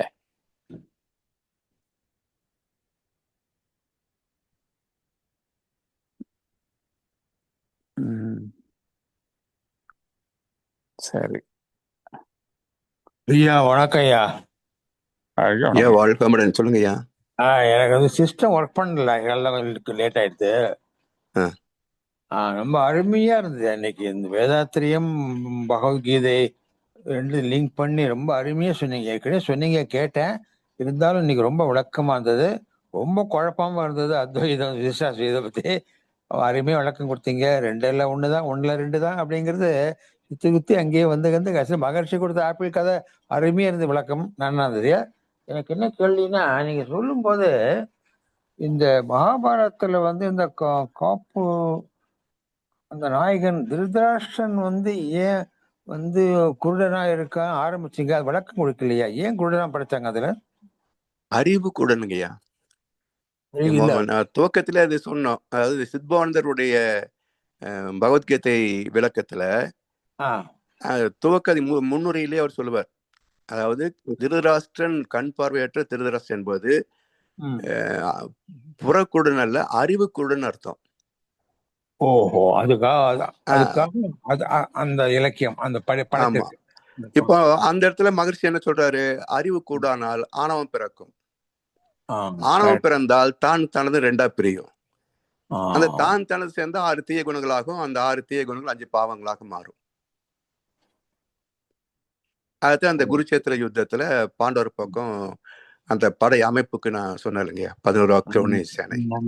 நல்ல வழக்கம். 7 அக்ஷோணி 11 அக்ஷோணிங்க நல்ல வழக்கம் கொடுத்தீங்க. நன்றி, ரொம்ப சிறப்பா இருந்ததுயா, ரொம்ப சிறப்பா இருந்தது. இன்னும் போக போக 18 அத்தியாயங்கள் தெரிஞ்சுக்கலாம் ஆசையா இருக்கு. பார்க்கலாம், கிடைக்கும், அனுபவம். நன்றியா. நன்றி ஐயா, வாழ்க வளமுடன். வாழ்க வளமுடன். செவ்வேள் ஐயா அன்மியூட் பண்ணி சொல்லுங்க ஐயா.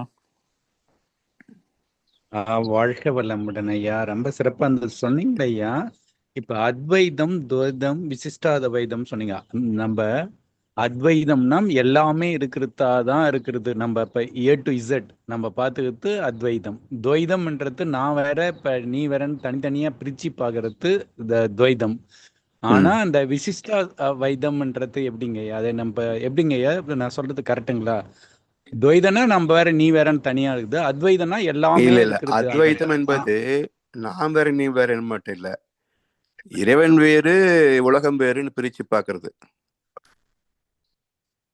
சரிங்களா? அத்வைதம்ன்றது இறைவனாக எல்லாமே ஒருவனே தான் எல்லாமாக இருக்கிறான்.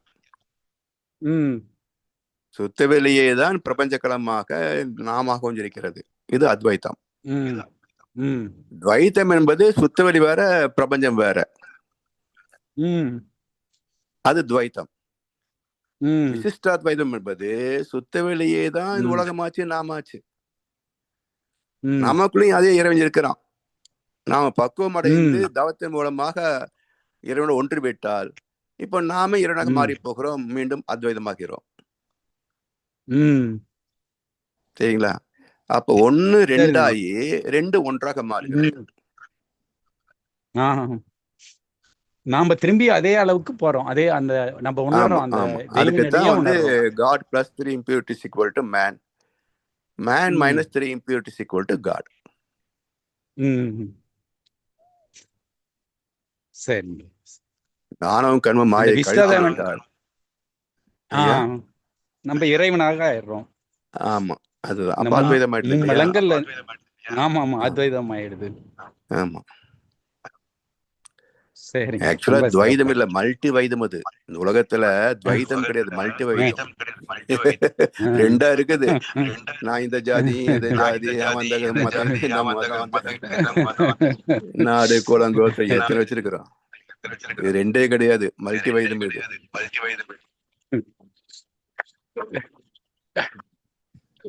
ஹாஸ்பிட்டலுக்கு உடல் சரியாத போயிட்டா நம்ம எந்த மதத்தை எந்த மொழியை பாக்குறோம் சார்? எதையும் பாக்குறது. உடம்பு நோய் குணமானா போதுன்னு ஹாஸ்பிட்டல்ல அவ்வளோ மக்கள். நாம தான் இங்க ரொம்ப நீ யாரோ நான் யாரோ இன்னும் அதுல வந்து அந்த சாதி மதம் இங்கெல்லாம் அந்த மொழிப்பற்று அதிகம் ஐயா. இங்கெல்லாம் வந்து நான் சொல்றேன் முஸ்லீம், ஐயோ ரொம்ப கஷ்டங்க ஐயா.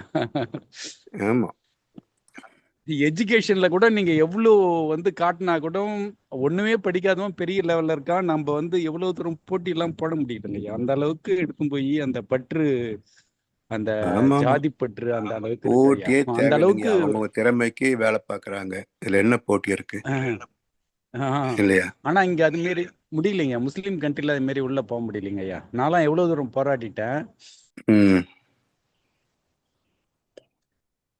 சரி, நாம வாய்ப்பை தேடி வந்திருக்கிறோம். இருக்கிற சூழ்நிலைக்கு தான் அட்ஜஸ்ட் பண்ணி போய் ஆகணும். ஆமா, வாழ்க வளமுடன். வாழ்க வளமுடன். அருமை ஐயா. செவ்வேள் ஐயா, உங்களுக்கு கேள்விகள் ஏதாவது இருக்குதுங்களா? அன்மியூட் பண்ணிட்டு நீங்க. இல்லைங்கய்யா இல்லைங்கய்யா, ரொம்ப நன்றிங்க ஐயா. சரிங்க, சிறப்பு, மகிழ்ச்சி, வாழ்க வளமுடன். தொடர்ந்து இதுல வேற யாருக்காவது ஏதாவது கேள்விகள்?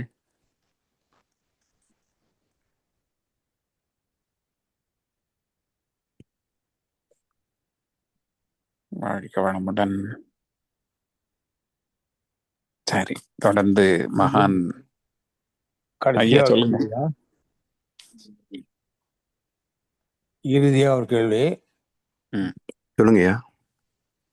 டைம் இருக்காயா உங்களுக்கு? வேற எங்கேயா கிளாஸ் இல்லை, போகணுமா? எனக்கு ஒரு டைம் இருக்குங்கய்யா. எனக்கு அடுத்த கிளாஸ் 8 மணிக்கு தான். இப்ப நீங்க முடிக்கும் போது ம் இந்த இலக்கு பிளஸ் எம் காப்பு எம் சொல்லி முடிச்சுட்டு அதை வந்து ம் வேதாத்திரியத்தோட முடிச்சிங்க.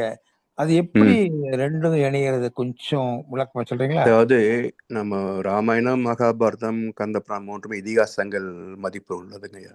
ஆமா. ஸோ இதிகாசம் அப்படின்றதுக்கு தமிழ் அர்த்தம் வந்து இப்படித்தான் வாழ வேண்டும் அப்படின்ற ஒரு இலக்கணம். ஆமா. அப்போ மனிதனுக்கு இப்படித்தான் வாழ வேண்டும் அப்படின்ற ஒரு கோட்பாடு வந்துருச்சுன்னா, இதுல என்ன, எதுக்காக வாழ்கிறோம், ஏன் பிறந்தோம், எதை நோக்கி நம்ம நகர்ந்துகிட்டு இருக்கிறோம், அப்போ வாழ்க்கையின் இலக்கு என்ன, நோக்கம் என்ன, அந்த ஓகே. இலக்கை எடுத்து இயம்புவது இலக்கு, இலக்கியம். சரி, அந்த நோக்கம் தெரியுது, இறைவனை அடையணும் அப்படின்றது. இப்போவா, நாளைக்கா, இல்லை அடுத்த ஜென்மமா தெரியாது. அப்ப அது வரைக்கும் நம்ம உடலுக்கும் வாழ்க்கைக்கும் பாதுகாப்பா இருக்கணும் இல்லையா? ஆமா. அப்போ காப்பு இயம் காப்பியம். ஓகே ஓகே, சரி. அப்ப பாதுகாப்பை விளக்கி சொல்வது காப்பு. அதே போல இப்ப வேதத்திலும் எடுத்துக்கிட்டோம்னு சொன்னா, நமக்கு அகத்தாவில முதல் சப்ஜெக்டே வாழ்க்கையின் நோக்கம். ஆமா ஆமா. அப்ப இலக்கு இயம் இலக்கியமாச்சா?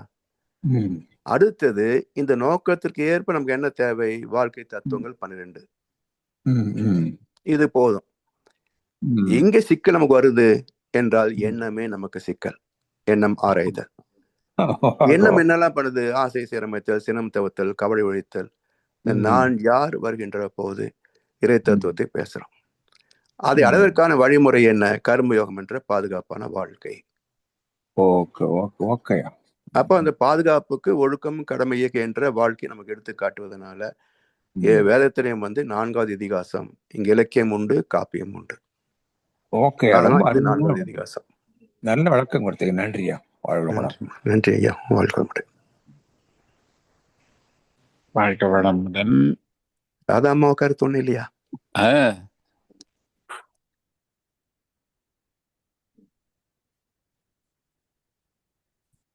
ராதாமா இருக்கீங்களா? இருக்காங்க. இருக்கேங்க. கருத்து ஒண்ணும் இல்லையா, எல்லாத்தையும் கேட்டுட்டு இருக்கேன். ஆக்சுவலா இந்த துவைதம் அதெல்லாம் வந்து ஒரு பார்வை, பர்செப்ஷன்.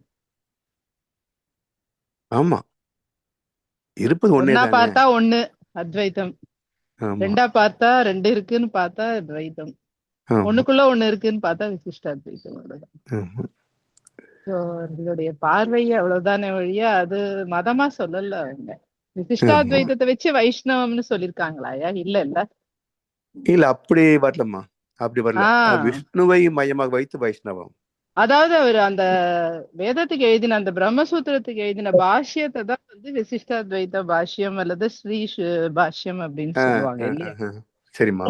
இல்லையா? அது ஏன்னா அது நான் எனக்கு தெரியாது. நீங்க படிச்சதுனால பார்வை படிச்செல்லாம் இல்ல, கேள்விப்பட்டிருக்கேன், அவ்வளவுதான். ஸ்ரீ பாஷ்யம் சொல்ல சங்கரது சங்கர பாஷ்யம், மத்வ பாஷ்யம் சொல்லுவாங்க.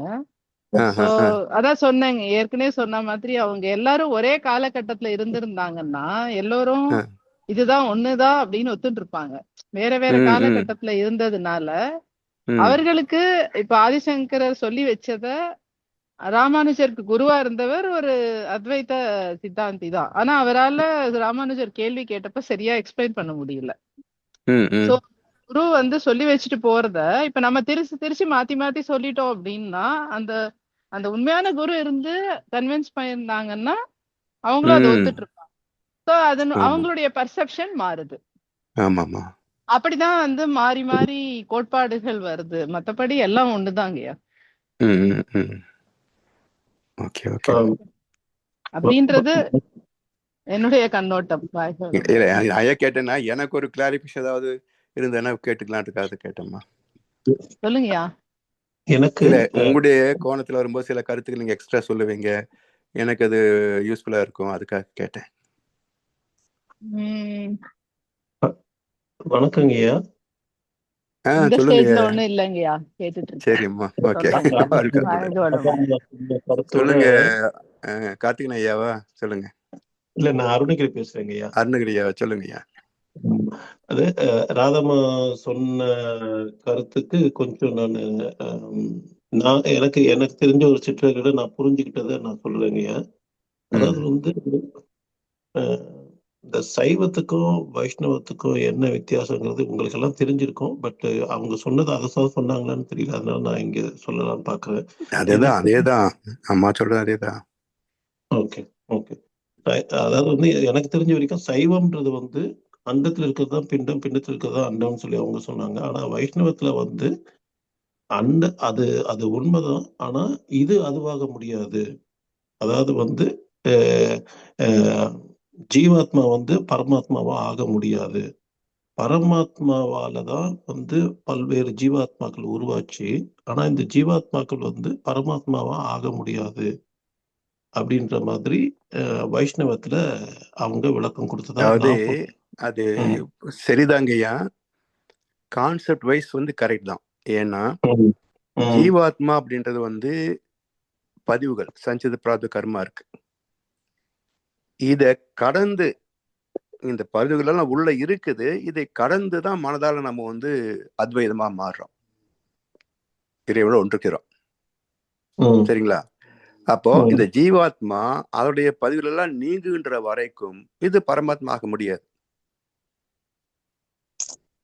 சோ அதுக்குதான் நம்ம சாலோக்கியம், சாரோபியம், சாமீபியம், சாயுச்சியம் 4 நிலைகளை வேற பேசுறோம். அதனால அந்த கருத்து கரெக்ட் தான். ஆனா இதெல்லாம் குழப்பிடுவோம். இதுதான் ஒவ்வொரு ஆங்கிள் வந்து சரியாத்தான் சொல்லுவாங்க. இதை ஏத்துக்கணும், புரிஞ்சுக்க சொன்னாக்க வேதத்துல தெளிவா இருந்தா தான் இது அக்செப்ட் பண்ண முடியும். இல்லைன்னா குழப்பமாயிடும்.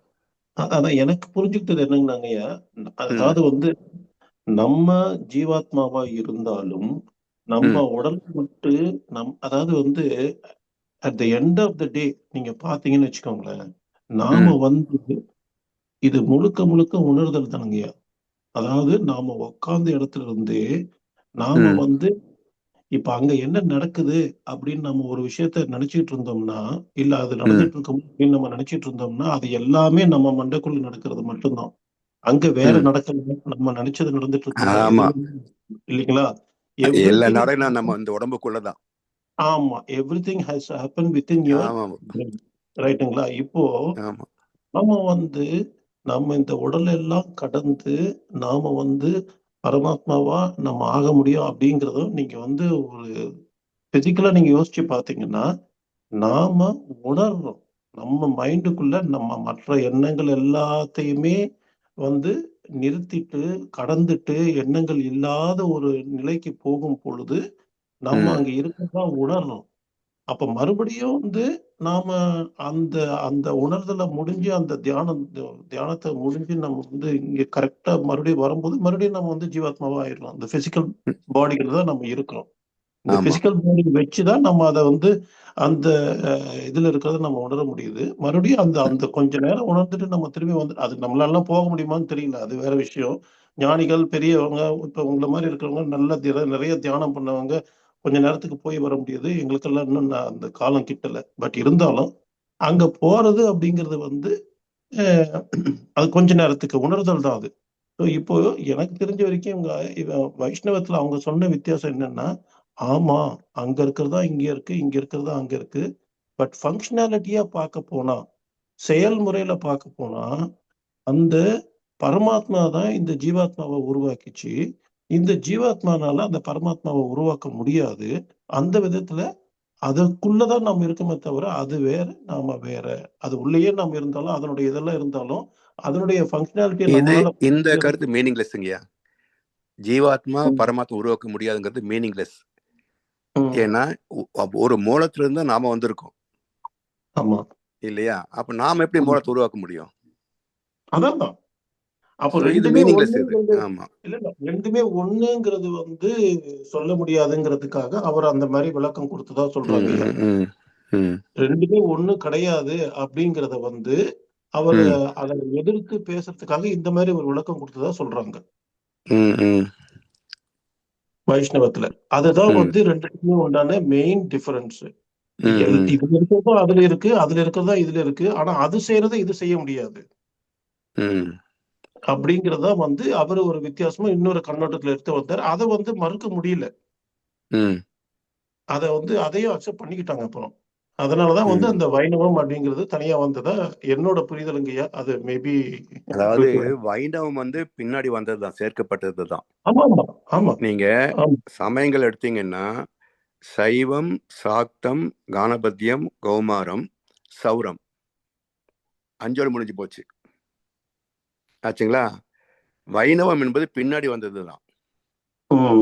ஏன் அப்படின்னா இப்ப வைணவம்ங்கிறது விஷ்ணு சங்கு சக்கரம் வச்சு ஓசையும் சுழற்சியும் இல்லையா. அப்ப ஓசையும் சுழற்சியும் சொல்ல போது விண் இயக்கம். விண்ணுக்கு முதல்ல விநாயகர் வந்துட்டாச்சே இல்லையா. அப்ப ஓசை சுழற்சி காற்று, ஓசை பிறகு சங்கு சக்கரம் அப்படின்னா இயக்கமும் ஓசையும், அது காற்று. பிரம்மம் அதுக்கு முன்னாடி பிரம்மம் வர வந்துருது. பிரம்மம் விண் தத்துவம். அதே போல இவரு யாரு, நம்ம சபரி ஐயப்பன் 5க்கும் அப்பன். ஏன் ஐயப்பன் கொண்டு வந்தாங்க? இந்த சைவத்துக்கும் வைணவத்துக்கும் ஓயாத சண்டை. இவங்களை பஞ்சாயத்து பண்றதுக்கு என்ன பண்ணினாங்க? ஹரி ஹர சுதன், ஹரி விஷ்ணு, ஹரன் சிவம், சுதன் பையன், 2 பேருக்கு சேர்ந்துதான். அப்ப பஞ்சாயத்து பண்றான். எப்படி லவ் மேரேஜ் பண்ணிட்டு போனவங்க குழந்தை பிறந்ததுக்கு அப்புறம் ஒன்னா சேர்ந்துக்கிறாங்களோ அது மாதிரி இங்க ஐயப்பனை கண்டுபிடிச்சு 2 பேருக்கு பஞ்சாயத்து பண்ணி வச்சாங்க. இப்படி அந்தந்த காலத்துல எல்லாம் நடந்ததுதாங்க. இதெல்லாம் ஆராய்ச்சி பண்ணி பார்த்தோம்னு சொன்னா இயற்கை மாற்ற முடியாது. நம்ம மதத்துல பேஸ் என்னன்னா சுத்த வெளி, அது மறுக்க முடியாத உண்மை. அது இயக்கத்தில் வந்ததுதான் காட் பார்ட்டிக்கல் சக்தி, இதுவும் மறுக்க முடியாது. சக்தி தான் குவிந்து விண்ணாச்சு, விண் நாயகன் விநாயகனாச்சு. அந்த விண்ணுடைய சேர்க்கை தான் இந்த பிரபஞ்சம். அதுல பஞ்சபூதங்களிலிருந்து வந்ததுதான் ஜீவராசிகள். மைக்ரோ பாக்டீரியிலிருந்து மனுஷன் வந்திருக்கிறோம்.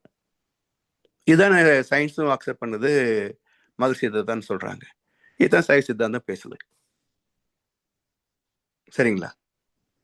அப்ப வைணவம் பிரம்மம் என்பது பின்னாடி இடைச்சர்கள் தான். இது ஐயப்பனும் பின்னாடி இடைச்சர்கள் தான்.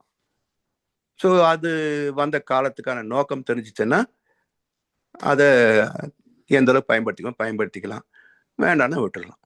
இருப்பது இவ்வளவு தானே. இருப்பு, இயக்கம், பிரபஞ்சம், பஞ்சபூதங்கள், ஜீவராசிகள், 5 ஜீவன், மனுஷன், நாம், அவ்வளவுதானே.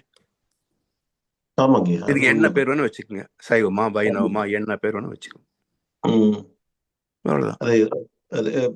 நீண்ட நாளைக்கு இது எனக்குள்ள இருந்ததுங்கய்யா. அது இன்னைக்கு அந்த டாபிக் ஓபன் பண்ணாங்க. ஆனா ராமானுஜர் வர்றதுக்கு முன்னாடியே நாராயணர் இருந்தார்ல.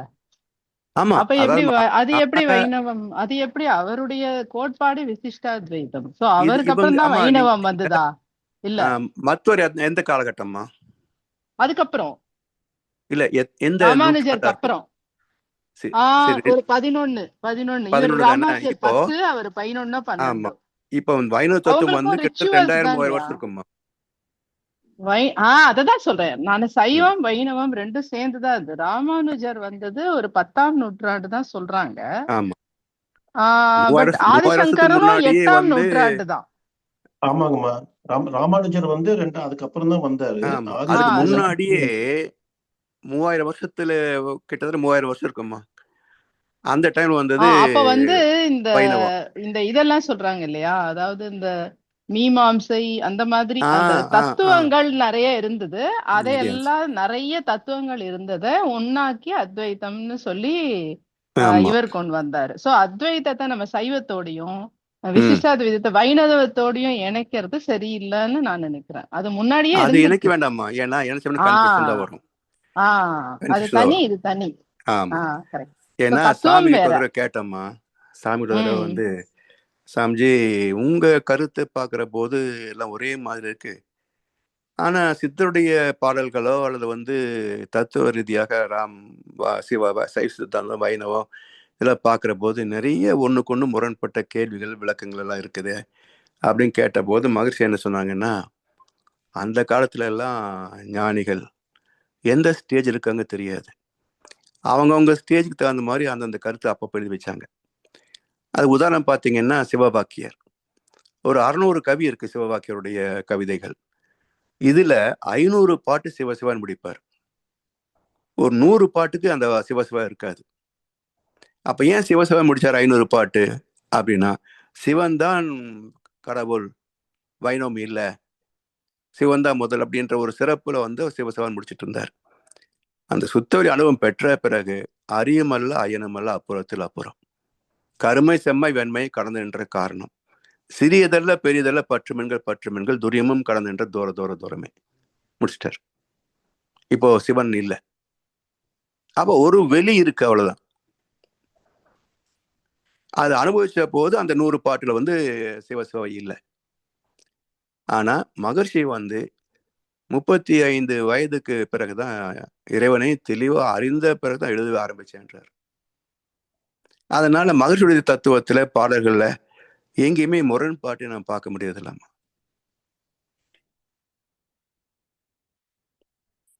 இதுதான் சிக்கல். அதனால நம்ம வந்து பழசு வந்து இருக்கும் இந்த கருத்துக்கள் எல்லாம் பார்த்தோம்னா, அதுக்கு வேதத்துல தெளிவாயிடுச்சுன்னா ரெண்டையும் அக்செப்ட் பண்ணிக்கலாம். இப்ப ஐயா சொன்ன மாதிரி விசிஷ்டாபயத்துல ஜீவாத்மா பரமாத்மா உருவாக்க முடியாதுன்னா அவன் உருவாக்க முடியும், எப்படி முடியும்? அங்கிருந்தா இது வந்துச்சு, இதுக்கே பேஸ் கிடையாது, இதுவே தான் சொல்றதுக்கு ஒண்ணுமே இல்லை, அதுதான் இதுவா இருக்குது, இது எப்படி அதை உருவாக்க முடியும்? ஒத்துக்கிறோம். அவர் சொல்ற எல்லாம் அதுதான், அதுவும் ஒத்துக்கிறோம். ஸோ இதுவென்றாலும் நம்ம வந்து அக்செப்ட் பண்ண காரணம் என்னன்னா, எல்லாம் இப்படிதான் வந்தது, அதுல மாற்றம் இல்லை. பிரபஞ்ச உயிரின வரலாறு, இதுல எந்த மாற்றமும் கிடையாது. அது ஒவ்வொருத்தரும் புரிஞ்சுக்கிட்டு இது இங்கே சொல்றாங்க, அங்கிருந்து சொல்றாங்க, வேற ஒரு கருத்துக்களை சொல்றாங்க. வேதத்திலும் தெளிவாக்கி விட்டால் எல்லாத்தையும் அக்செப்ட் பண்ணிக்கலாம், அதுக்கு விளக்கமும் சொல்லலாம், இல்லைங்களாம்மா? ஆமாங்க. நான் உங்களுக்கு நேரம் இல்லைன்னு தெரியுது, 3 நிமிஷம் தான் இருக்கு. நான் கடைசியா ஒண்ணே ஒண்ணு சொல்லி முடிச்சு, இது எதுக்காக எனக்கு புரிஞ்ச வரைக்கும் இது எதுக்காக இந்த மாதிரி ஒரு அவர் இதை கொண்டு வந்தாரு அப்படின்னு இந்த ராமானுஜர் கொண்டு வந்தாருன்னா, அதாவது அண்டத்துல இருக்கிறது தான் பிண்டத்துல இருக்கு அப்படின்னு உடனே நிறைய பேர் என்ன பண்றாங்க, என்னடா கடவுளு நான் தான் கடவுள், ஒன்றும் பாட்டு கிடையாது, அவர் அங்கதான் இங்க இருக்கிறது தான் என்கிட்டயும் இருக்கு, என்கிட்ட இருக்கிறது தான் அங்கேயும் இருக்கு அப்படின்னு ஒரு ஒரு சாரார் வந்து பேச ஆரம்பிச்சு, அது வந்து கடவுளையே மதிக்காம போகக்கூடிய ஒரு ஒரு சூழல் வந்துச்சோம்.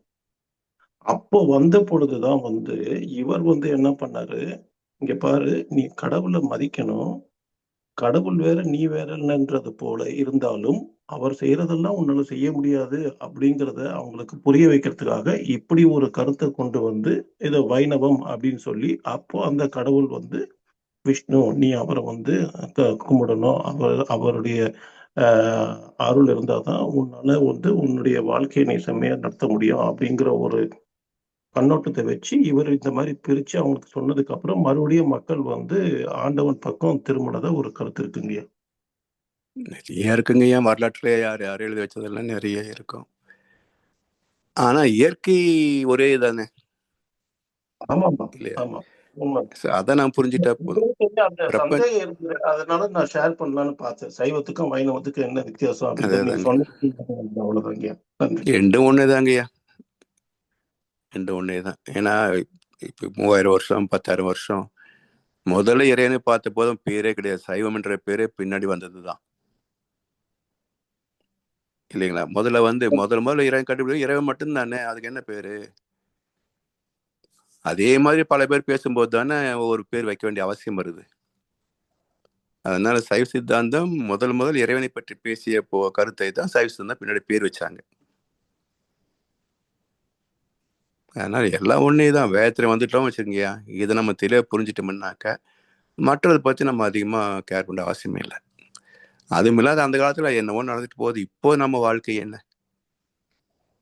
நாம் இறைவன் உணர முடியுமா இல்லையா? இல்லை நம்முடைய வாழ்க்கை எந்த அளவுக்கு நம்ம அந்த இறை நீதி பாதையில கொண்டு போறோம்? நம்முடைய கஷ்டங்கள் பிரச்சனைகள் எல்லாம் எந்த அளவுக்கு குறைச்சிக்கிட்டு வாழ முடியும்? அவ்வளோதான் நம்முடைய நோக்கம். அவ்வளோதான். முடியக்கூடியதும் இவ்வளோதான். நமக்கு முன்னாடி எவ்வளோ இருந்தாலும் நமக்கு என்ன போகுதுங்க? இந்த இவர் பட்டுக்கொடை சொல்வார், கடவுள் இருப்பதும் இல்லை என்பதும் கவைக்கு உதவாத வெறும் பேச்சு, கஞ்சிக்கு இல்லாத கவலை தேரவே கருத வேண்டியது மறந்தாச்சு என்பார். இருந்தா என்ன, இல்லாட்டி என்ன? நம்ம பிரச்சனை தீர்க்க முடியுமா? அதுதான் இதிகாசம், இலக்கியம், காப்பியம். உண்மைதாங்க. அவ்வளவுதான்.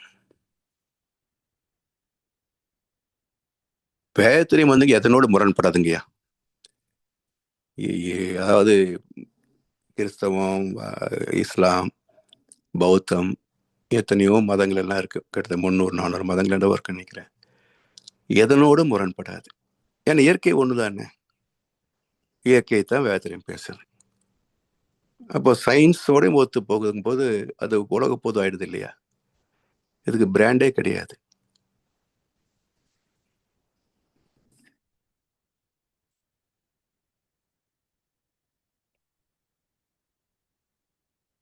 ஐயா,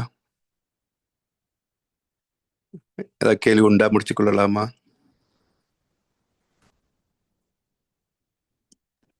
நிறைவு செய்து கொள்வோம் ஐயா. அன்பர்களுக்கு தெளிவாயிருக்கும்னு நினைக்கிறேன். வேற யாரும் கேள்விகள் இருந்தால் சொல்லுங்க. சரி, நிறைவு செய்து கொள்வோமா? சிறப்பு. தொடர்ந்து மகான் தத்துவங்களுக்கும் கவிகளுக்கும் வேதாத்திரியத்தையும் சிறந்த முறையிலே சீராக விளக்கங்கள் வழங்கி நம்மை வழி நடத்தி கொண்டிருக்கும் மூத்த பேராசிரியர், ஞானாசிரியர் அருள்நிதி பழனிசாமி வேலுசாமி ஐயா அவர்களும் அவர்தம் அன்பு குடும்பத்தினரும் அருட்பேராற்றல் கருணையினால் உடல் நலம், நீள ஆயுள், நிறை செல்வம், உயர் புகழ், மெய்ஞானம் ஓங்கி வாழ்க வளமுடன், வாழ்க வளமுடன், வாழ்க வளமுடன். நன்றிகள் ஐயா. நன்றி ஐயா. வாழ்க வளமுடன், வாழ்க வளமுடன். பாடல்கள் பாடி நிறைவு செய்யும் தருணம். வேதாத்திரிய பாடல் பாட அருள்நிதி முத்துச்சுடர்குடி வெங்கடேஸ்வரன் அம்மா அவர்களும் பிரம்மஞான கவி ஐயா சொல்லுங்க. பிரம்மஞான கவி பாடட்டுங்களா? பாடுங்க. பிரம்மஞான கவி பாட அருள்நிதி ஜானகிராமன் ஐயா அவர்களும் உலக நல வாழ்த்து பாட அருள்நிதி பிருந்தா கார்த்திகேயன் அம்மா அவர்களும். வாழ்க வளமுடன். வாழ்க வளமுடன். வேதாத்திரிய பாடல். போரில்லா நல்லுலகம், பொருள் துறையில் சமநீதி, நேர்மையான நீதிமுறை, நில உலகுக்கோர் ஆட்சி, சீர் செய்த பண்பாடு, சிந்தனையோர் வழிவாழ்வு, சிறப்புணர்ந்த பெண்மதிப்பு, தெய்வ நீதி வழிவாழ்தல், தேர் திருவிழா தவிர்த்தல், சிறுவர்கட்கே விளையாட்டு, செயல் விளைவு உணர்கல்வி, சீர்காந்த நிலை விளக்கம், பார் முழுதும் உணவு நீர் பொதுவாக்கல், பல மதங்கள் பல கடவுள் பழக்கம் ஒழித்து உண்மை ஒன்றை தேர்ந்திடுதல். வாழ்வுடன் நன்றி. வாழ்க வளமுடன். பிரம்மஞான பாடல். இறைவெளியே தன்னிருக்க சூழ்ந்தெழுத்தும் ஆற்றல், இறைவெளியே தன்னிருக்க சூழ்ந்தெழுத்தும் ஆற்றல், இதன் திணிவு மடிப்பு விழ சுழலும் நுண்விண்ணா, இதன் திணிவு மடிப்பு விழ சுழலும் நுண்விண்ணாம், நிறைவெளியில் விண் சுழல நெருக்குகின்ற உரசல், நிறைவெளியில் விண் சுழல நெருக்குகின்ற உரசல், நிலைவெளியில் எழுப்புகின்ற நேரலைகள் காந்தமாம், நிலைவெளியில் எழுப்புகின்ற நேரலைகள் காந்தமாம், மறைபொருளாம் காந்தம் தன் மாத்திரைகள் ஐவகை, மறைபொருளாம் காந்தம் தன் மாத்திரைகள் ஐவகை, மலைக்காதீர் விண்கூட்டம் மாபூதம் ஐந்துமாம்.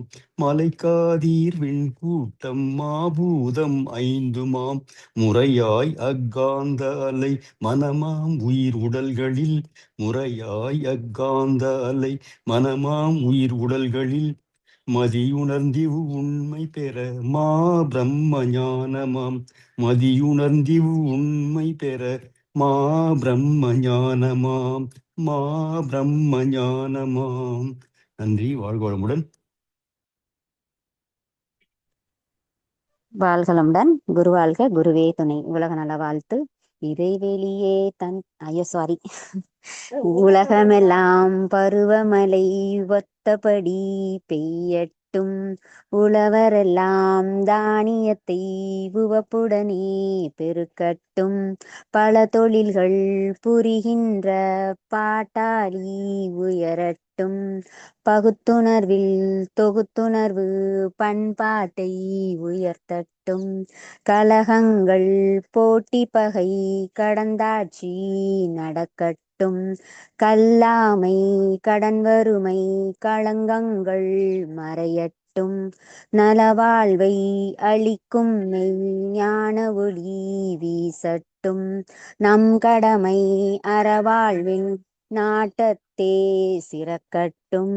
நம் கடமை அறவாழ்வின் நாட்டத்தே சிறக்கட்டும்.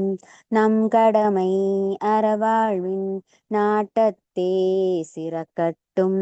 வாழ்க வையகம், வாழ்க வளமுடன். நன்றி ஐயா. வாழ்க வளமுடன். வாழ்க வளமுடன். இன்றைய தவத்தில் கலந்து கொண்ட நண்பர்கள், தவத்தை வழிநடத்தியோர், நற்சிந்தனை வழங்கியோர், பாடல்கள் பாடியோர் அனைவரும் வாழ்க வளமுடன். அவர்களின் அன்பு குடும்பம், அவர்களின் உடல் நலம், மனவளம், பொருள் வளம், அருள் தொண்டு, ஆன்மீக தொண்டு, வாழ்க வளமுடன், வாழ்க வளமுடன், வாழ்க வளமுடன். இத்துடன் இன்றைய காலைதவம் நிகழ்வு மகிழ்வோடும் நிகழ்வோடும் இனிதே நிறைவு பெறுகிறது. இறையர்களும் குருவர்களும் நம் அனைவரையும் எப்பொழுதும் சூழ்ந்திருந்து நம்மை இந்த இறைநிலை உணர் பயணத்திலே சிறந்த முறையிலே வழிநடத்தட்டும் என் அனைவரையும் வாழ்த்தி வணங்கி நன்றி கூறி அமைகிறோம். வாழ்க வையகம், வாழ்க வையகம், வாழ்க வளமுடன்.